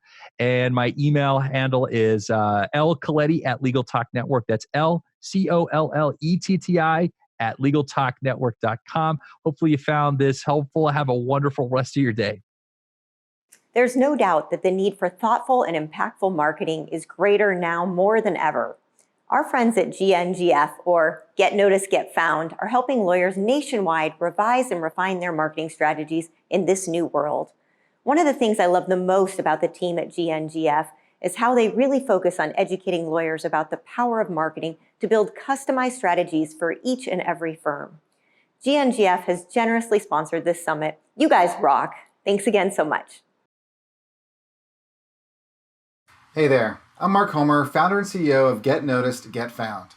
We've been a dedicated law firm marketing agency for around 10 years.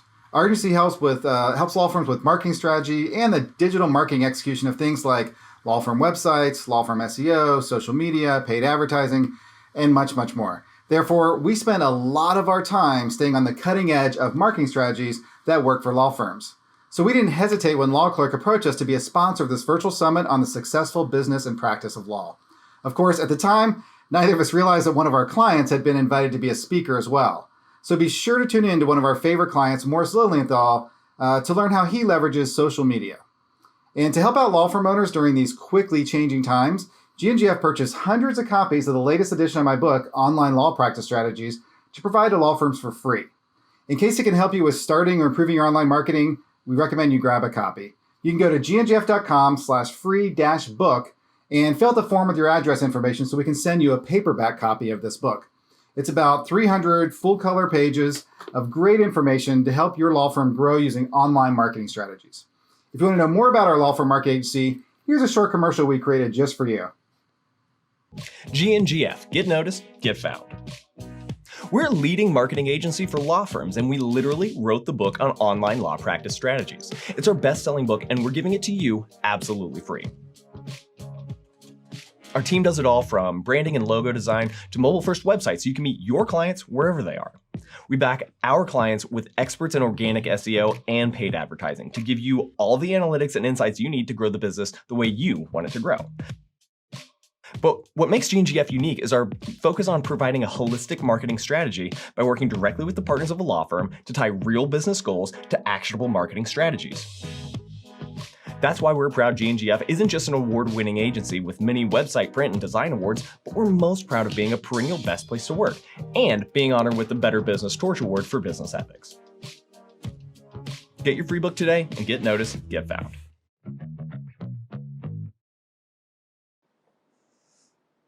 If you don't know Mo, today is your lucky day. Morris Lilienthal is a top-rated Alabama trial lawyer who has devoted his practice to representing injury victims and their families. Beyond stellar accolades like being selected 6 times to the Mid-South Super Lawyer list and the National Trial Lawyers Top 100, for all you sports fans, Morris was also a collegiate football player. And what I find simply amazing is how he has harnessed the power of social media to grow his firm by sharing his knowledge of law and sports and inspiring others. Morris is known on social media for his hashtag Tips from Mo, which are daily video tips that are smart, funny, and empowering, and the Mo Show Live, which is his Facebook Live show, also available on podcast and YouTube, combining his gift of gab with the love of law, sports, and community. Morris is also a contributing author to the book, The Ultimate Guide to Social Media for Business Owners, Professionals, and Entrepreneurs by Mitch Jackson. Today, Morris is going to share his insights on harnessing the power of YouTube to grow your firm. Thank you, Morris. Hey everybody, I'm Morris Lilienthal. I'm a trial lawyer in Huntsville, Alabama with the law firm of Martinson and Beeson. And today I'm going to be talking to you about how you can harness the power of YouTube to grow your law firm. There are a lot of great things that you can use YouTube for, and I'm excited to talk to you about those things. So let me pull up my PowerPoint presentation and let's get this presentation started. So here we go. We're going to talk about how to use YouTube. So I think the most important thing, that we really want to talk about when we get started is why YouTube? Why should we want to use YouTube? What are some of the reasons that a lawyer might want to use YouTube? So first, I think it's important to kind of look at this. Hey, YouTube is the second largest search engine out there behind Google. So it's not Bing, it's not Yahoo, it's not some of the others, YouTube. So people are searching YouTube every day for various things, including lots and lots of legal questions and issues that they have. They're searching YouTube for. It's the second most visited site behind Google. If that's not enough, according to Hootsuite, over 1 billion mobile views on YouTube a day. I said it, a day. That's unreal. But look at it, only 9% of U.S. small businesses use YouTube. So when I think of lawyers, I think of the fact that 90% of us look the same. We're kind of like I am in this picture. We're the stereotypical guy with a white shirt and the tie, and usually you may have some law books behind you. And so, all our websites look very similar, very stiff looking photos, very stereotypical things about the law and about, how many years combined experience we have and how, we're the best and we're super this or we're best this.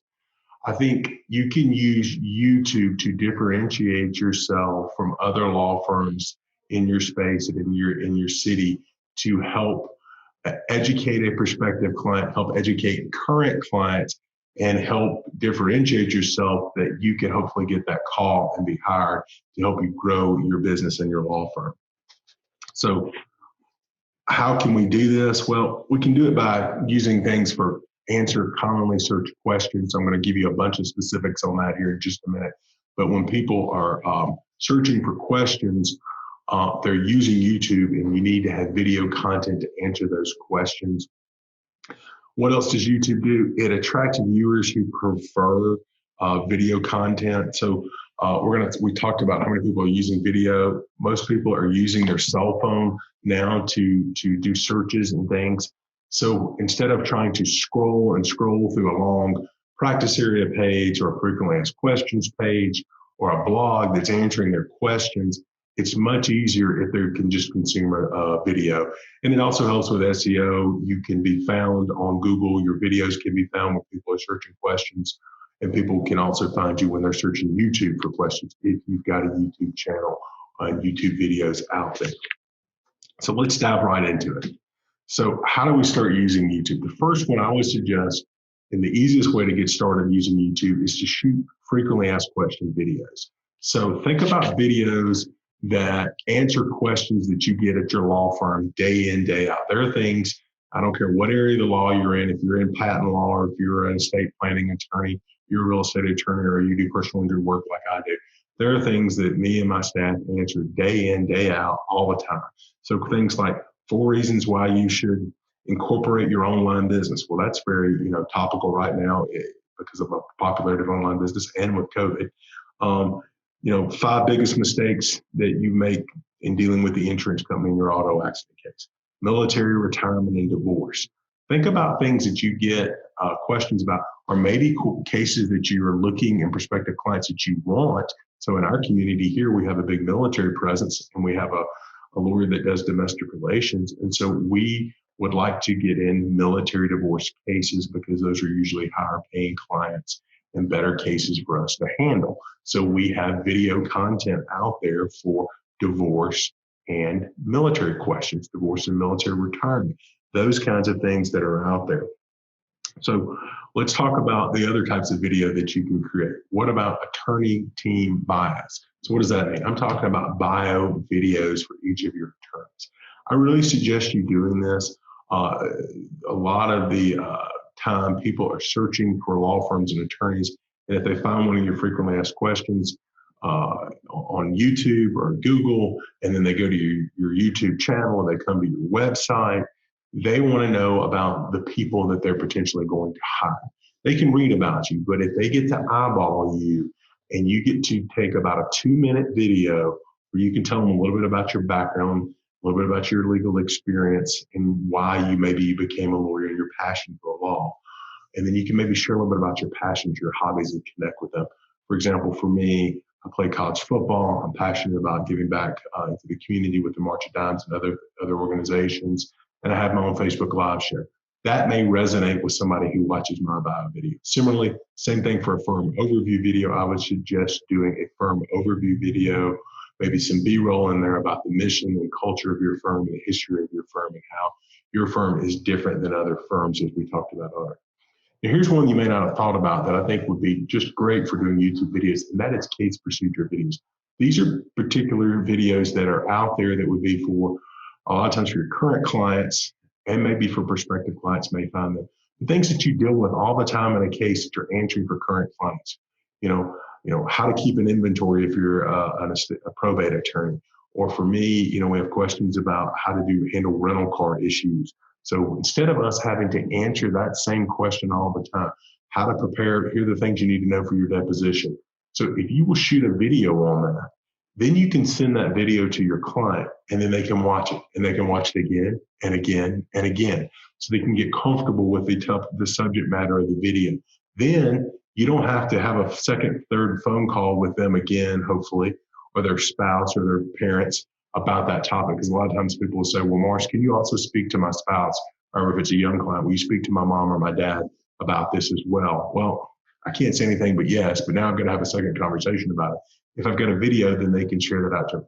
And it also prevents the client from coming back to you and saying, well, you never sent me that. You never spoke to me about it. So this is something that you could set up where you can then have these videos pre-recorded, saved to a YouTube channel, have the link saved, and then at certain phases of the representation of the case or litigation, whatever it is, you can disseminate those videos to your clients. And it gives a much better client experience if you've got that content out there and they can consume it over and over and over again.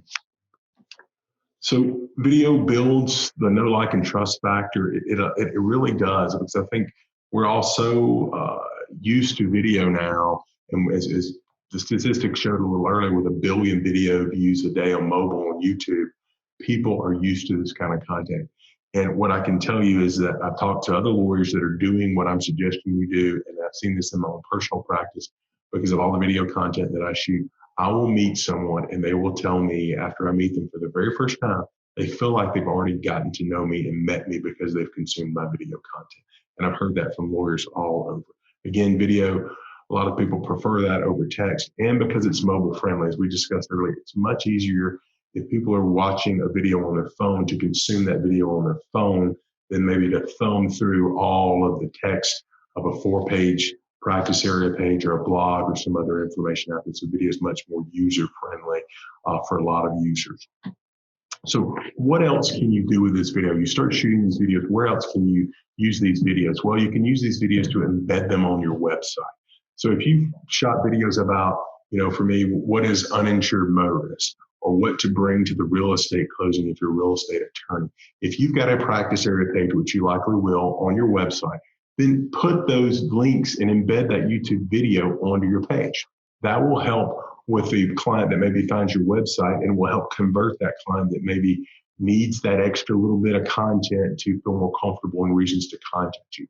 If you've got a frequently asked questions page or pages on your website, maybe embed some of those videos in the frequently asked questions from your YouTube channel, those videos we talked about shooting.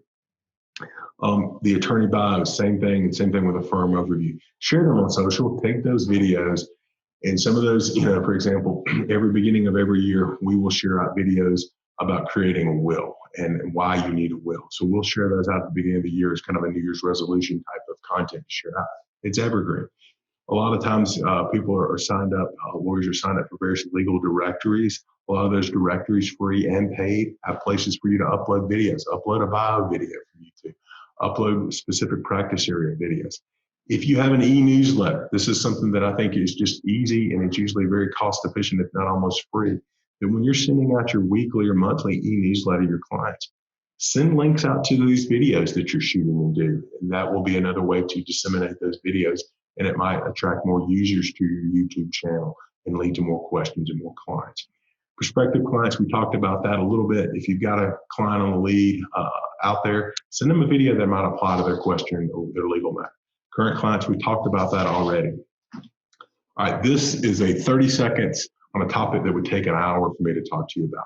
But if you want to do an alternative way, think about doing a YouTube live show, interview show, where you interview legal guests about legal topics or things related to your practice area or tied to your practice area, or maybe you do a community themed show.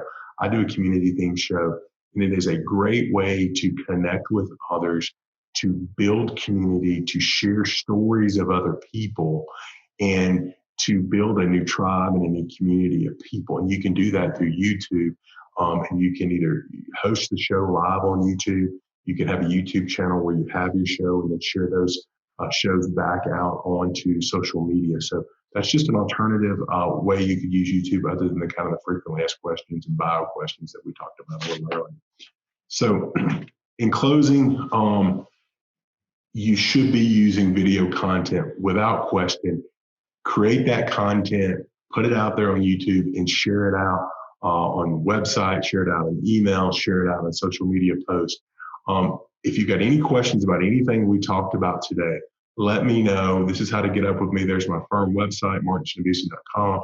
I'm very, very active on social and doing, so if you really want to follow me, check out my show and all the things, tips that I do on Facebook and everywhere else. Check me out at themoshow.live and a connection to all my social media handles. Thank you so much for tuning in, and have a great day, everybody.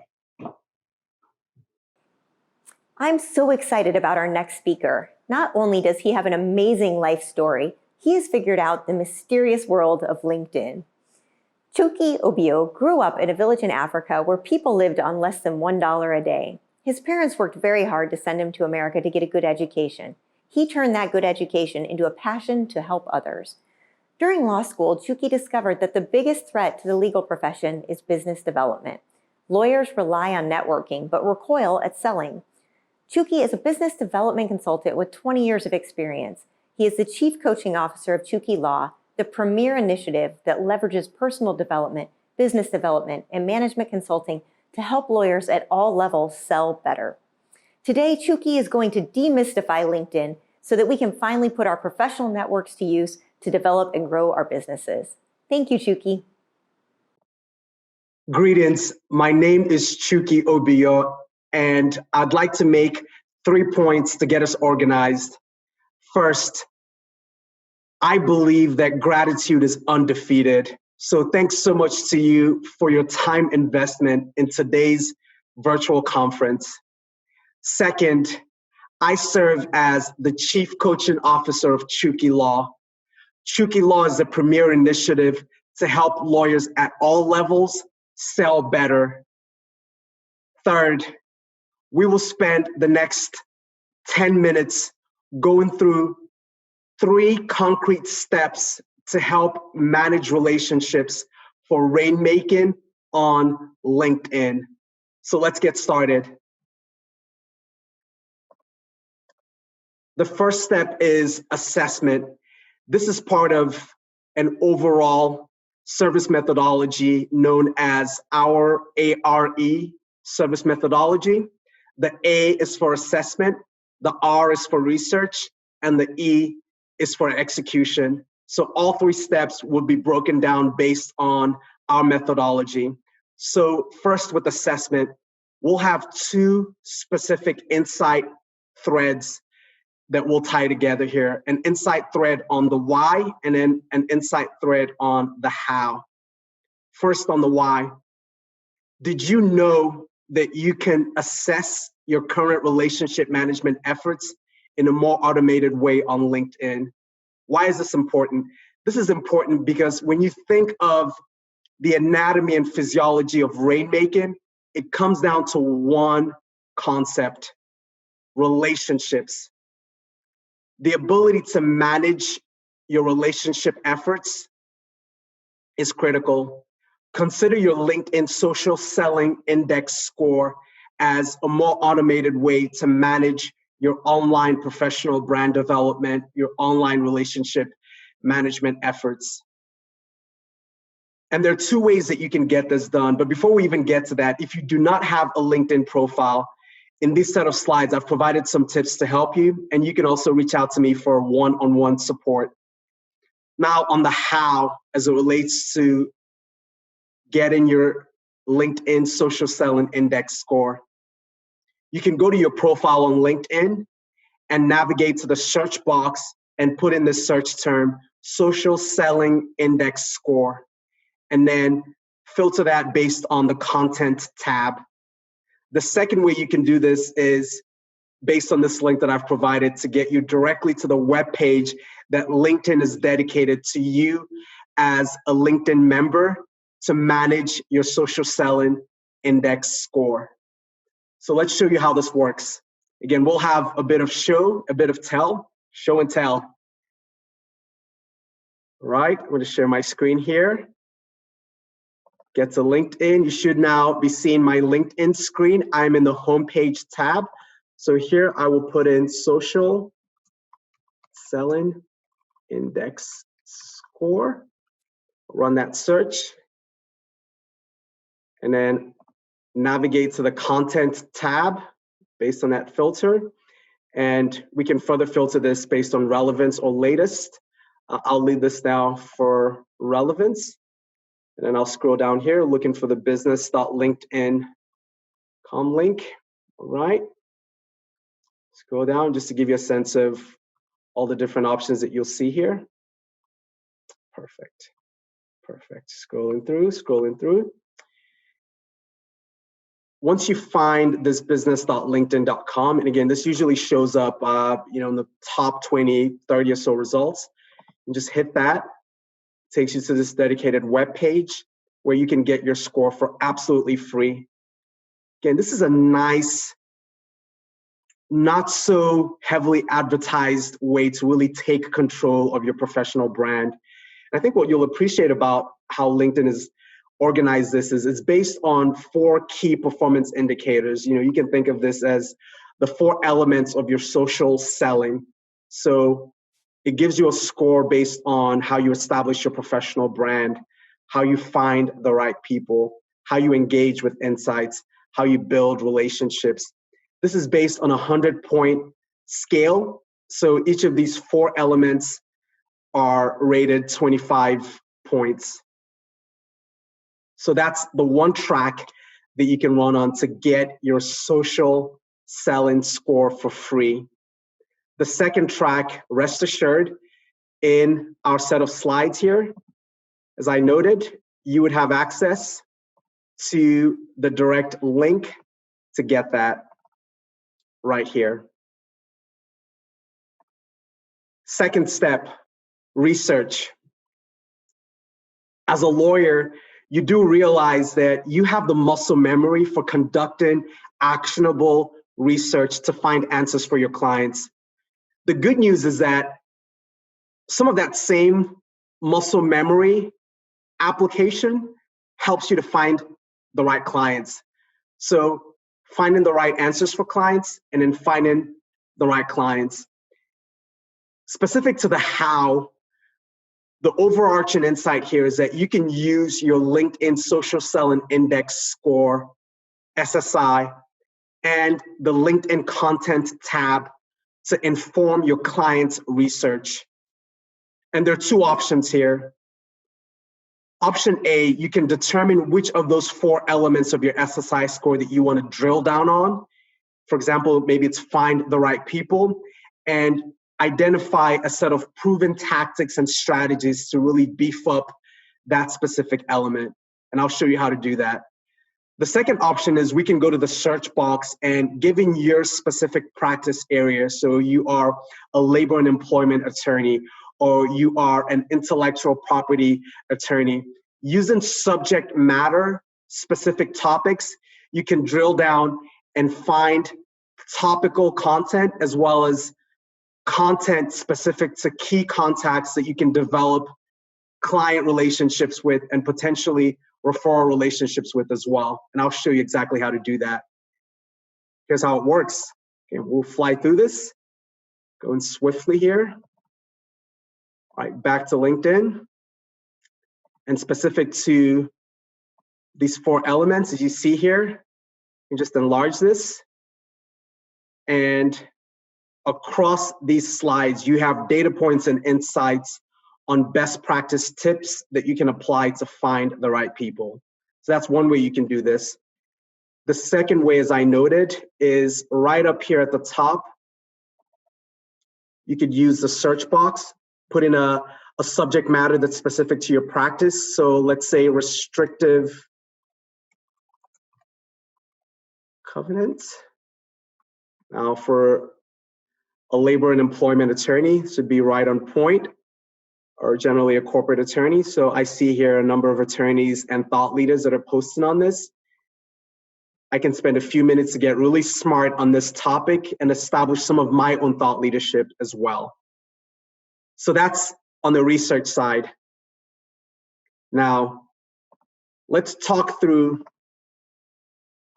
the third and final concrete step. This is all about execution. So look, we can't measure what we can't manage. So what we've talked through assessment, we've talked through your ability to research, and this is where it all comes together, where the rubber meets the road, where you put pen to paper and how you execute. And execution should be based on your passion. I mean, what are you passionate about? If you are passionate about helping people, then you can think of rainmaking and relationship development as just an exercise in finding more people to help and using your non-billable time to do that. So there are 2 options that we'll cover here. Under the My Network tab on LinkedIn, you have a feature called People You May Know. It's a great feature. And then a second option is you can go to the Home tab and you'll have a list of posts and notifications that, again, you can react to. The key is to think of questions and compliments that you can use as an engagement mechanism. So let's go through this. I'll go back here, get to LinkedIn. We'll go to My Network.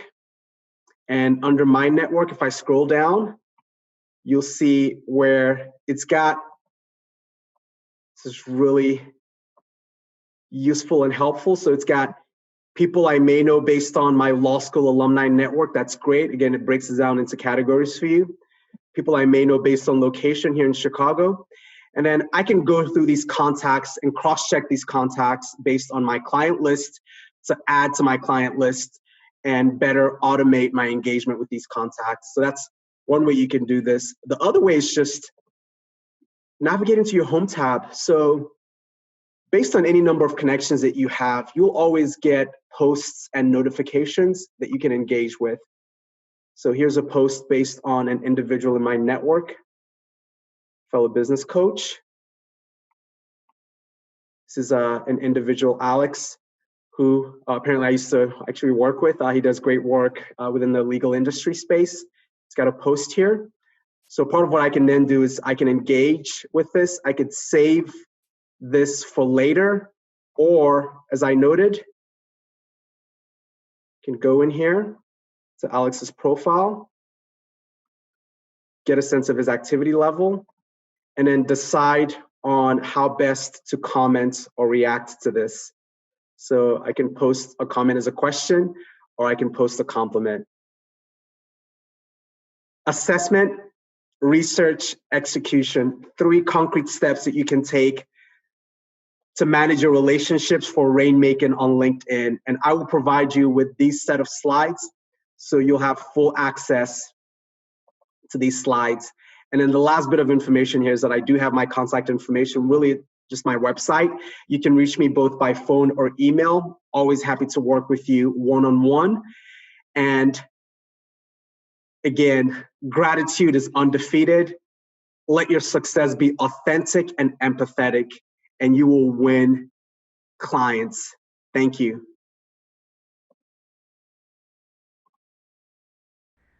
I want to give a huge shout out to our last sponsor of the day, Time Miner. I met the two guys who founded Time Miner, both practicing attorneys, at the Florida Bar Convention. I instantly thought their product was genius, so I downloaded it on my phone and had it running in minutes. In a nutshell, Time Miner literally mines through your data to find billable activity that you've missed, including phone calls, texts, and emails, and then creates time entries for everything you do. Genius, right? They have a ton of integrations, including one with Clio. The first time I mined my data, I found almost $500 of billable time. The best part, it's only $12.99 a month per user. You can learn more at timeminerapp.com. Thank you, Time Miner, for sponsoring our summit today. So moving on, here's a fun fact about our next speaker. He first met our CEO, Greg, at a conference in Istanbul amongst the magic of whirling dervishes almost 10 years ago. I'm glad that their paths are crossing yet again today for this event. Ross Fishman is an award-winning marketing guru, well-versed in helping lawyers and law firms build brands and tell their stories. Today, he's going to share his tips to help you find your passion, build your brand, and love your practice. Thanks, Ross. Hi, this is Ross Fishman. I'm CEO of Fishman Marketing, and today I'm going to be talking about build your brand, find your niche, and love your practice. One of the first issues that we have in marketing for smaller firms, actually almost any law firm actually, is its message. What is your message? What is your firm's message? This is the website that most firms tend to use and have for decades. What does it say? Our firm is old. We offer the technical skills of a large firm in the nicer, more collegial environment of a small firm. We work as a team, we are efficient, service-oriented, and we partner with our clients. We represent absolutely everybody, anybody, from individuals to Fortune 500 companies. Our more than 7 professionals have 27 specialties, from ADR to zoning, and we're absolutely the best firm at every single one of those practices, which we prove with a picture of a gavel. I'm a lawyer, here's my gavel. Or a picture of a skyline, or a map, or globe, or a picture of our furniture. Here's our conference room, or our empty lobby, or perhaps an empty jury box or courtroom. Pictures of technology, which we further illustrate with taglines and headlines like "We get results," or "When success matters," or "We're committed to clients," like the kinds of things that any company, any firm in almost any industry can say equally, or the recession era message that firms are using now, which is just as good but cheaper. We don't say it exactly that way, but that's pretty much what we mean. Other obvious cliched visuals include the diverse conference room shot. If you don't have any diversity, then you just spend $10 and buy some from a stock photo shop. Just group photos of our lawyers. Here's our lawyers. We have a firm. It is made up of people, and here are pictures of our smiling people.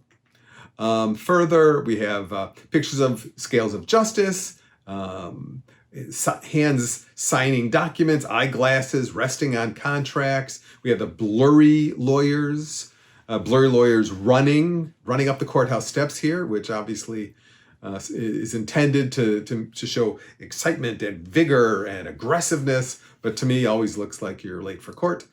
Or again, just a picture of the empty courtroom. Further awards, super lawyers, leading lawyers, best lawyers, AV rated, all of those things. Not that those aren't good, but so many of your competitors also have won awards that the clients really can't tell the difference between the good awards, the meaningful ones, and the meaningless ones that you could basically spend a few bucks and get a thumbnail, a badge for your website. So they don't really mean that much because the clients really can't understand them. Pictures of buildings, ideally pictures of your building, but I've seen examples where it's pictures of another building. They're embarrassed about their building, but here's a cool building. Pictures of puzzles with one piece missing. The action shot is walking, lawyers walking. It's usually a man and a woman by columns. If you have a technology practice, there's pictures of test tubes, beakers, strands of DNA. Diversity is further illustrated with colored pencils, crayons, flags. There's the eyeglasses and pen. Teamwork is either violins in an orchestra, all playing in unison, or people rowing together.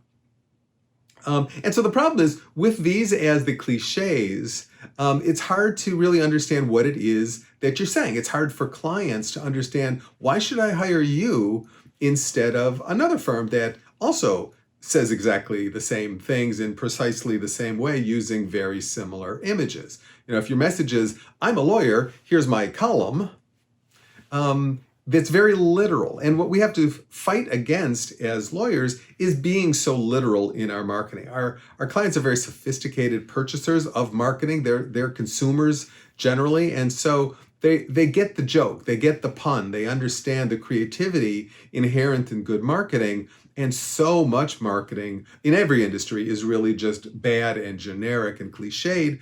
And in every industry, we have our own cliches. These are the ones that law firms tend to use. And so many smaller organizations, including smaller law firms, tend to have those because they haven't received the training, or they don't have any marketing consultants or full-time marketing professionals like other law firms, larger law firms do. And so the mass market website developers very often say, well, here's the clip art law CD, pick whichever picture of a skyline you want. Or, hey, your website should have a picture of you on it. And that seems to make sense to most lawyers. Yes, it's about me, and so I will have a picture of myself on it. That's not a bad theory. The problem is, those same companies have said that exact same thing to all of your competitors. And so everybody just ends up with pictures of your people. And so again, it's just not differentiating. Of course, there are people at your firm. That's the nature of a professional services firm. I want to know what you do that's different. What's better? How are you unique? What is it about you that's faster or smarter or more creative? What's your message? What's your brand? What do you want to be known for? And I know that can be very difficult to understand or to figure out, to determine what is it that I do differently, or what do I want to be known for compared to my competitors? How do I approach my representations differently than they do? What do people say about you? How do your friends say that you act that's different than others, perhaps? Are you tougher? Are you nicer? Are you easier to get along with? Are you a creative negotiator? Are you great at trial? Are you great at writing contracts? What is it? Because if your message is, I'm good at law, then that's really hard for someone to say, that's the person for me. Because everybody is saying the same thing, again, the same way, using the same images. We worked with Fisher Phillips. It's a highly skilled labor deployment firm, a national firm with a lot of offices. And they had, but even though they were a larger firm, they had some of the same problems that many firms do. Here's a picture of their website at the time: hand signing documents, diverse conference room, lawyer walking by columns, empty jury box, flag and gavel, just a gavel. And so these are the issues that they had in their marketing as well, is how to be different, how to stand out. More gavels, striped books, that's another popular one. We're lawyers, this may be 2020, but we still use books. And so what we did for those, we first decided, what is it that's marketable about them? What do they do? We interviewed a lot of their lawyers, and we had to just determine, yes, they're in the labor and employment area generally, but what is it that they do, and how do they approach their representations in a meaningful way? And so we came up with this metaphor for their practice, their labor and employment practice, on the front lines of workplace law. And then we built a website and brand around the idea of lines, that they were very tough. They're very smart and skilled labor and employment lawyers, and we built this around lines. When you have to draw a line in the sand, or because someone always crosses the line, and these are the types of things that then lead to the labor and employment issues and challenges that they then help address. And we came up with a number of those. But first, just which one looks more skilled? Which firm looks like quality? Which one looks different? Which one makes you say, I wonder what they mean by that? And so the first thing I want you to do when you go back to your firm is just take a look at your website objectively and think, what does this say about me? What is the message that this is conveying? And if I changed my name for somebody else's, is it equally applicable to other firms? And if it is, then maybe you need to think a little bit harder, a little bit closer. What is it that we do? Or how can we come up with more creative visuals that aren't the obvious cliches to convey that to people, to make this stand out and be more memorable?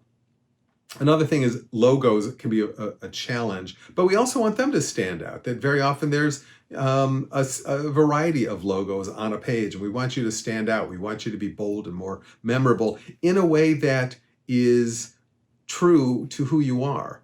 And this was their logo, and it's very traditional, and they were really a much more vibrant, dynamic firm than this would suggest.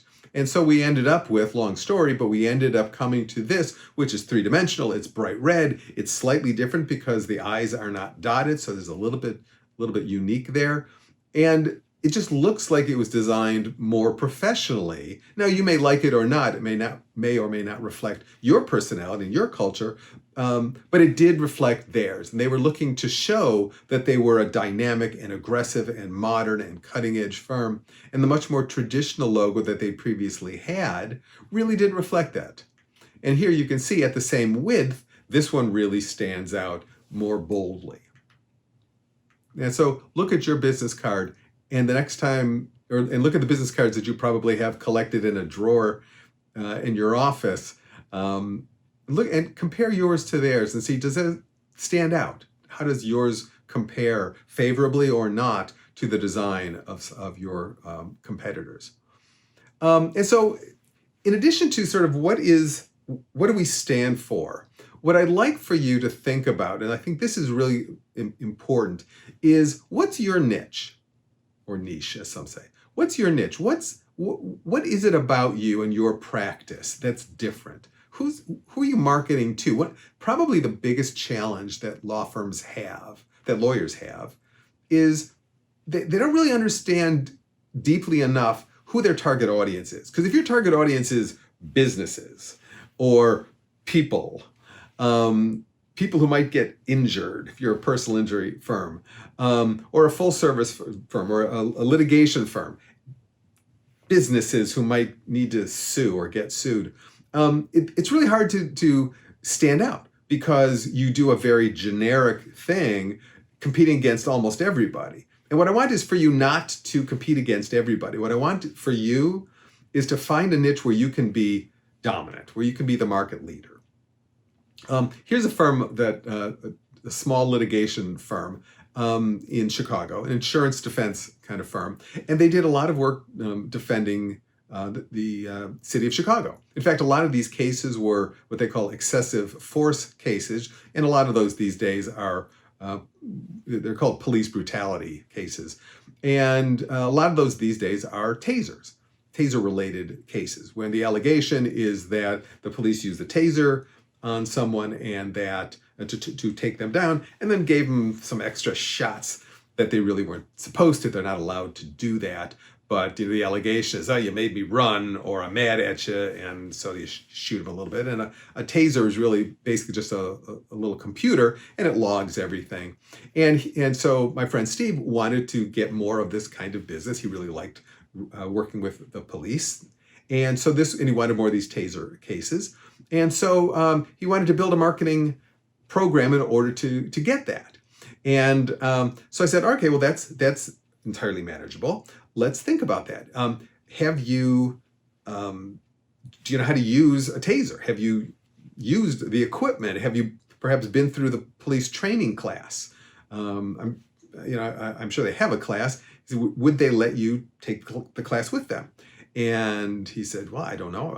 I'm sure they would let me. I mean, they do have a class. I'm sure they let me take it. I said, okay, well, here's the thing. I have to imagine that at some point they're going to ask for a volunteer to get tased. And if they do, I want that to be you.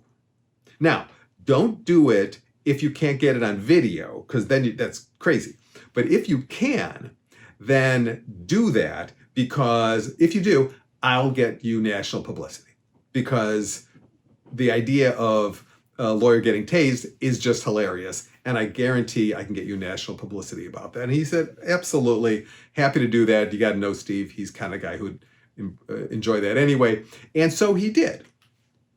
And you can find him on YouTube because, yes, the ABA Journal did write a full-page story about him, and the American Lawyer wrote about him, and a variety of other publications.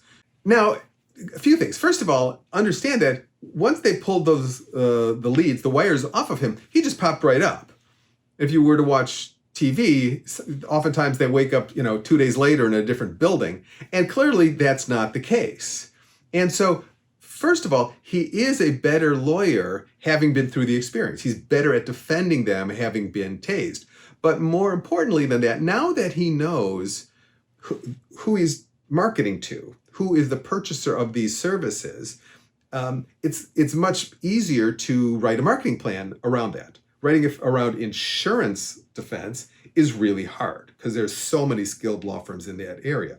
And he does a lot of that kind of work. But marketing to the city of Chicago for the taser work, he's the taser guy. He's the taser lawyer. Everybody knows that. It's much easier for him to now get more of that work. He's built his reputation, he's used publicity, and he can use, now he knows, well, he's going to have to add that to his website and his biography and his LinkedIn profile, and he should write and blog and tweet and so on about taser-related legal issues in order to support that. And so once you know, but the point is, once you know who you're marketing to and what it is exactly that you're marketing, then developing the marketing plan that will be effective is much easier.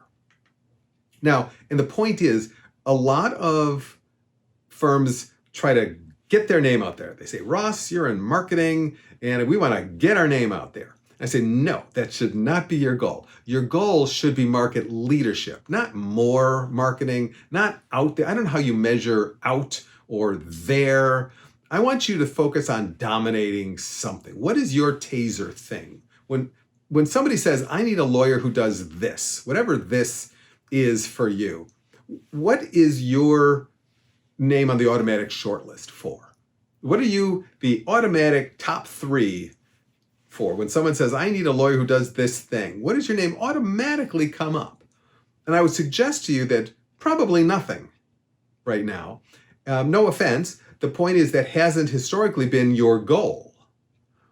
And I'd like to suggest that it should be. I want you to own something. I want you to dominate something. I want you, if not the taser lawyer, I want you to be the something else lawyer, some industry, some sub-specialty practice, some combination. I want you to work, to spend all of your marketing time becoming the market leader in something. So what's most realistic in terms of marketing? Becoming known as the best business litigator in the US, or energy lawyer in the US, that's a smaller section, or agriculture technology litigator in California. I mean, the smaller, the more narrow, the fewer law firms there are out there trying to seek market dominance in that. And so that makes it easier for you to stand out because there are fewer competitors. Now, of course, there's also less business, less total business, but if you do this right, you more easily, more readily get a much larger share of that work. And that's the goal.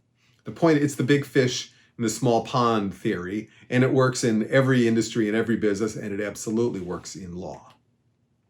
An interesting feature about this, and I didn't really realize this was going to happen, but I've been now helping law firms do this for 25 years. And what I have found almost always is that the people who have done this successfully, whether intentionally or not, and very often it wasn't intentional, they just sort of found themselves as market leaders in something that they'd fallen into inadvertently. what I find is people who do that tend to love their work. Now, one thing we know about law is that it's difficult, it's stressful. Clients are not always grateful. It is a thankless profession that with long, stressful hours and difficult work. And so lawyers get burned out. There's a lot of tired, well-intentioned, well-meaning, hard-working lawyers out there that just, the passion's gone. And what I would suggest is if you're starting to feel that way, that finding something that you can really get passionate about and then building your practice around that, start with what do you love and then build that. Do that. And once you've decided what that is, and then you build a marketing plan around that, your success becomes much more likely. And then you get to spend the rest of your career doing work you love for people you really enjoy representing. Steve really likes representing the police. He's got this simpatico kind of personality with them. And he really likes hanging out with them. They're his people. And so it's easy for him to go market. It's easy for him to go, be with them. The idea is it's niche marketing or industry marketing. And now there's a lot of different ways that law firms do this, by market segment, by target community or geography, practice specialties, particular industry. I'm going to talk about a couple of them. First, in terms of market segment. So there's a lawyer in Chicago, sole practitioner, divorce lawyer. If you were going to make a recommendation to him, how he might focus his practice or focus his marketing, what might you suggest? What do you think he could do to stand out? Well, what he picked was men. He's going to represent men, or he's going to market to them, men's divorce rights. And he started this a long time ago. This was actually his old quarter-page Yellow Pages ad, protecting men's rights.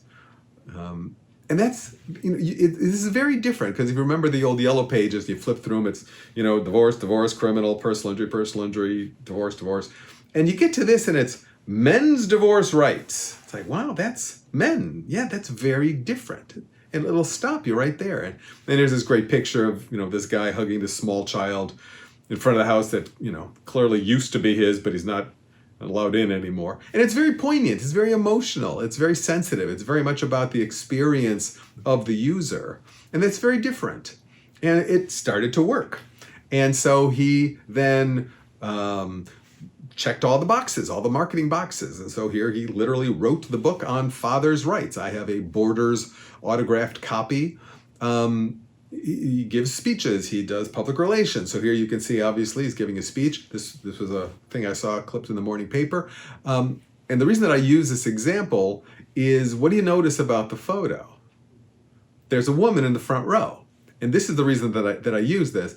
It's not about focusing your practice. I want you to focus your marketing. You can practice as broadly as you want. You can do whatever you'd like to do, but when you market more narrowly. It's a rifle shot approach that's much more efficient, it's much more effective, much more quickly. And that's what I want for you, is to get more success more quickly. Practice as broadly as you want, but when you market narrowly. He represents women, he just doesn't market to them. Okay, another one, practice specialty. Think of it this way. A number of years ago, I broke my ankle and I needed a professional services provider. So I knew I needed a doctor. In fact, I had a broken bone. I know there are bone doctors, orthopedic doctors. And while doing my due diligence on the orthopedic doctors, I discovered that there are some who specialize in joint injuries. Who knew? And some of them further specialize in foot and ankle injuries. Well, I have a broken ankle. I thought that was fairly obvious at the time. And I thought, okay, well, I guess I'll go to the foot and ankle specialist. Wouldn't you? I think all of us would. Given the choice between a generalist or a specialist, I think most of us would choose a specialist. And that's exactly what people say in almost every industry. I don't want a doctor who knows how to do a little, everything a little bit. I want the best one for the specific thing that I need. And that's exactly what clients say about their lawyers as well. I want the best lawyer I know or I can find who does the thing that I need. And if you do everything, if you're Jack or Jane of all trades, then you don't stand out. You're never the top three of anything. And so that's what I want for you. People buy specialists, so don't market yourself as a generalist if you like to get more business, because the specialist is where the action is. Here's a firm we worked with a long time ago that is an intellectual property firm. They do brand protection for the Australian wine industry. So they segmented by type of practice, industry, and specialty, and also geography. So here's the website that we did many years ago. Vedder Price has an interesting practice. It's a very good finance firm, a good full-service, mid-sized Chicago-based firm. And they have a good corporate finance practice, but then that's a very common practice of the mid-sized and larger firms in Chicago. Everybody's got a good finance practice. And so what they have is particularly good finance practice for marine, for ships. They have a specialty in railcar finance. Railcar finance is different than financing other types of equipment, and so they have a specialty in that. They have one of the world's leading practices in aviation finance, helicopters and planes, private and commercial. And so they're not saying they're smarter than Skadden. They're not saying they're better at finance than everybody. But, and this is why the argument works so well, it's credible to say, well, no, we're not better than Mayor Brown in finance, but we are in aviation finance, we are in rail cars, and that's credible. You can be better than a big monolith in specialty areas. That's something that we understand. Because for you, for your marketing, and back to the brand, when you're smaller, you're inherently suspect in comparison to bigger firms. This is America, where bigger is better. And so if they're bigger, they must be better than you. If you're smaller, you must not be good enough to be bigger. Because there's only two categories that we have in our head. There's small and crummy, or small and a high-end boutique. You can be small and specialized and terrific. That's another model we have in our heads. But the decision about which one of those things you are is up to you. You've got to decide which one you are and convince me as a consumer which bucket to put you in, small and cheap or small and terrific. Because I'm willing to believe this. You just have to tell me and persuade me of that. And so aviation finance, I can believe that you would be great at that. But I can't believe that you're a small and just as good as the big guys in a generic category. That's just not a model that we understand. Okay, now my favorite in this category is industry. Specialize in an industry. And that's, find one that you have some experience in, find one you're passionate about. I'm a general marketer, but my industry is law. I really know lawyers. I could market clocks and computers and real estate and technology and all sorts of other things, and I would do just fine. But when I market lawyers, I'm better. I'm better than those who come in from consumer products or have general marketing experience. I used to practice law. I know lawyers. I'm going to get the jargon right. I'm going to get the language right. I understand the difference between litigation and transactional or real estate or tax or employment or whatever. I know the practices. And so what do you know? What do you love? What are you passionate about? Here's a firm that markets, a full-service firm in California, where they're in the breadbasket, north central California, Salinas Valley, and they do a very good job marketing to the agriculture community. Here's a firm in upstate New York that markets to the timber and forestry industry. Now, when I was working with them, they're a full-service firm, and so we marketed into this particular industry where they had quite a bit of expertise already, but now we wanted to build more dominance in there. And so they were the only firm that was marketing to, into Timber Monthly magazine. And now they can have blogs and advertise into the email newsletters of the timber and forestry industry, use social media, LinkedIn, Facebook, Twitter, focused on that because there are so many fewer law firms who are focused on the timber and forestry. This is their idea of a branch office. We worked with Carlton Fields a long time ago, a Florida firm. Great construction practice in Carlton Fields. But in Florida, a lot of great firms have really sizable, substantial construction practices. And so we focused a lot of their construction marketing into a couple particular segments. One, the area of large public projects. Turns out the construction companies that build stadiums and aquariums, arenas, that's a separate industry. Those construction companies don't also build strip malls and shopping centers and schools. Each one of those is a separate segment. And so we marketed them into that particular industry. Same thing with bridges and tunnels. The people who build bridges and tunnels hang out together. And so the Carlton Fields lawyers were able to go to the conferences to get to know people, to network and gain market leadership, get on committees and so on, get active in the bridges and tunnels industry. I personally know more about industrial tire manufacturing than probably any lawyer in the country. That's my family business, the one I grew up in. I've been down in mines. I've been on the Goodyear blimp. The sizes and specs of tire composite and equipment, that's dinner conversation at my house. My sisters know this stuff as well as I do. If you're going to talk to my dad, you talk tires. We grew up in an industrial tire house. So we take this knowledge for granted. And so it's easy for us to talk tires with people in that industry. Now, when I was a litigation associate looking for business, it never occurred to me that that was useful knowledge.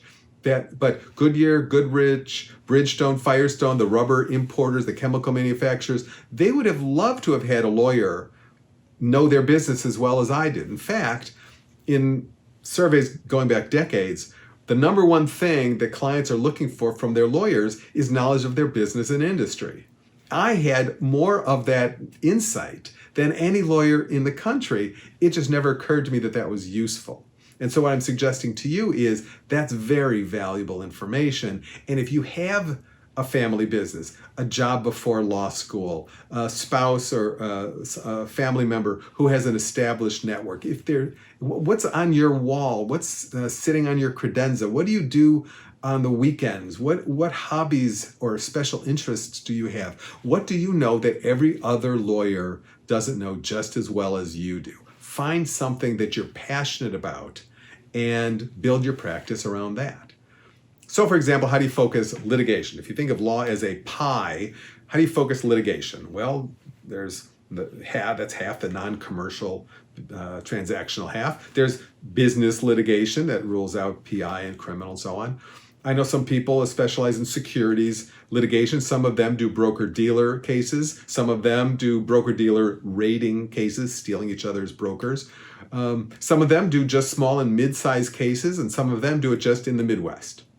So I know a couple people, 38 years old or so, that do just broker-dealer, securities industry raiding cases, just the small and mid-sized ones in the Midwest. And they do a couple $1 million a year worth of that work every year. TROs, injunctions, someone, broker breaks his contract, his non-compete, steals his files, moves across the street to another brokerage, and then gets sued, and then they settle. And these lawyers I know do that just consistently year after year. And so they've basically taken the pie of law and then cut it down by practice, audience, industry, subspecialty 3 different times, size of matter, and geography to get to just that point. But again, once they have that, now marketing that is much easier. You find the people who hire the lawyers for that specific thing and get to know them, hang out with those people. And then the marketing becomes easier. Well, if I'm going to proclaim this expertise, what would someone who has that expertise look like? Well, they certainly have that practice listed on their website. It would be on their biography. It would be on their LinkedIn profiles using all the specialty industry words. Now I know where to network. You've got a finite audience of buyers that you get to meet. You're not marketing to America anymore. Of course, you do have to do the research. You've got to understand the industry that you're claiming expertise in. I really do know lawyers, and I do know industrial tires.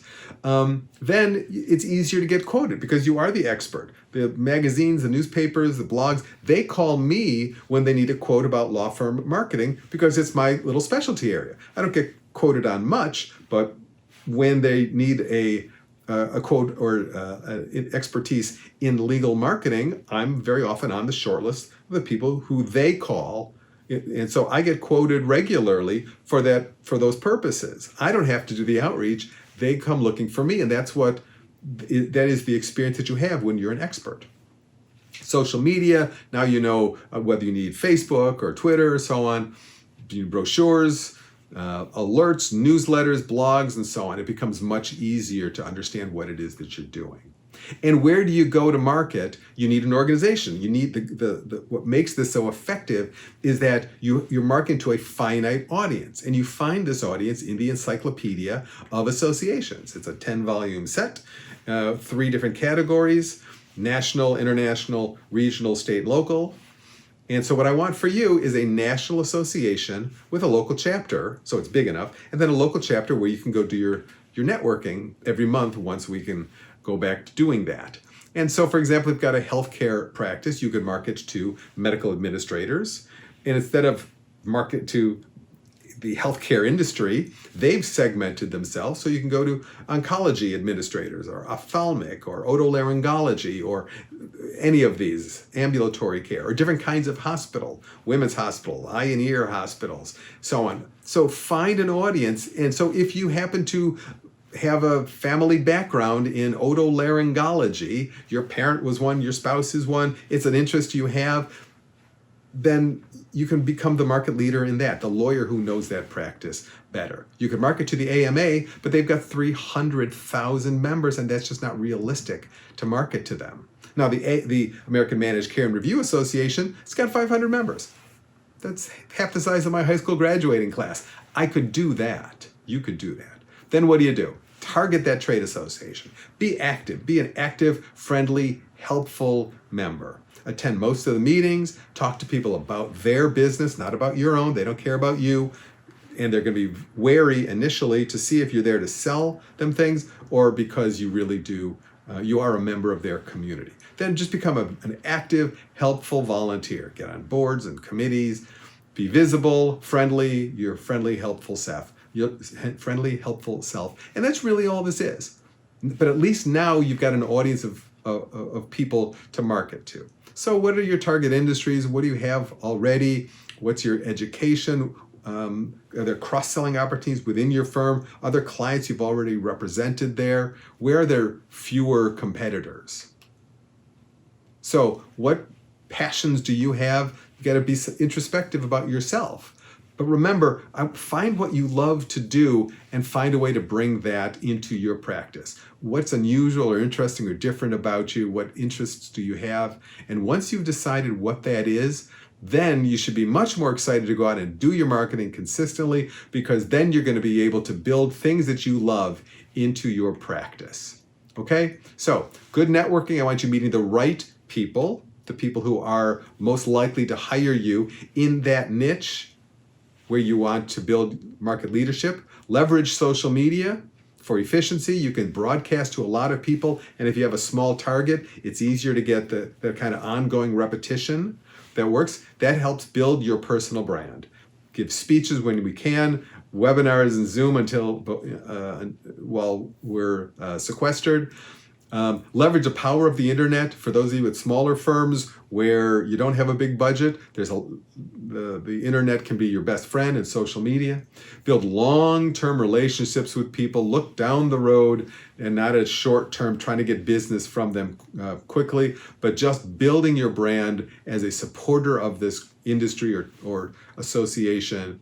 Identify their needs as a result of these conversations that you're having, and then help them solve their problems. That will make you more successful over the long term than a more generic approach generally will. I hope that's been helpful. If you have any questions anytime, you can always find me at fishmanmarketing.com, and I'd be delighted to take your calls or emails anytime. Thank you very much. Now, before we go, we have an exciting announcement about a new way we'll be continuing the conversation. I'm thrilled to announce the launch of our very own Law Clerk podcast, which will share the same title as this program, The Successful Business and Practice of Law. In this podcast series, our CEO, Greg Garman, will interview some of the most interesting and successful lawyers we know across the country. The first episode will go live next week and will be available all the places you normally download your favorite podcasts. Well, that's it, folks. While this may be the end of our virtual summit on the successful business and practice of law, it is certainly not the end of these important conversations about how we can all be a force to help transform the legal industry. Before we sign off, I want to give a heartfelt thanks to all of our fantastic speakers. We couldn't have done this without your wisdom and willingness to share. I also want to give a big round of applause and thanks to our friends who helped sponsor this event. Thank you to Clio, LawPay, GNGF, and TimeMiner. Last but certainly not least, thank you for joining us today. We know there's a lot going on in the world, and thanks for spending some of your valuable time with us. Thank you again for joining us, and we hope you have a great weekend.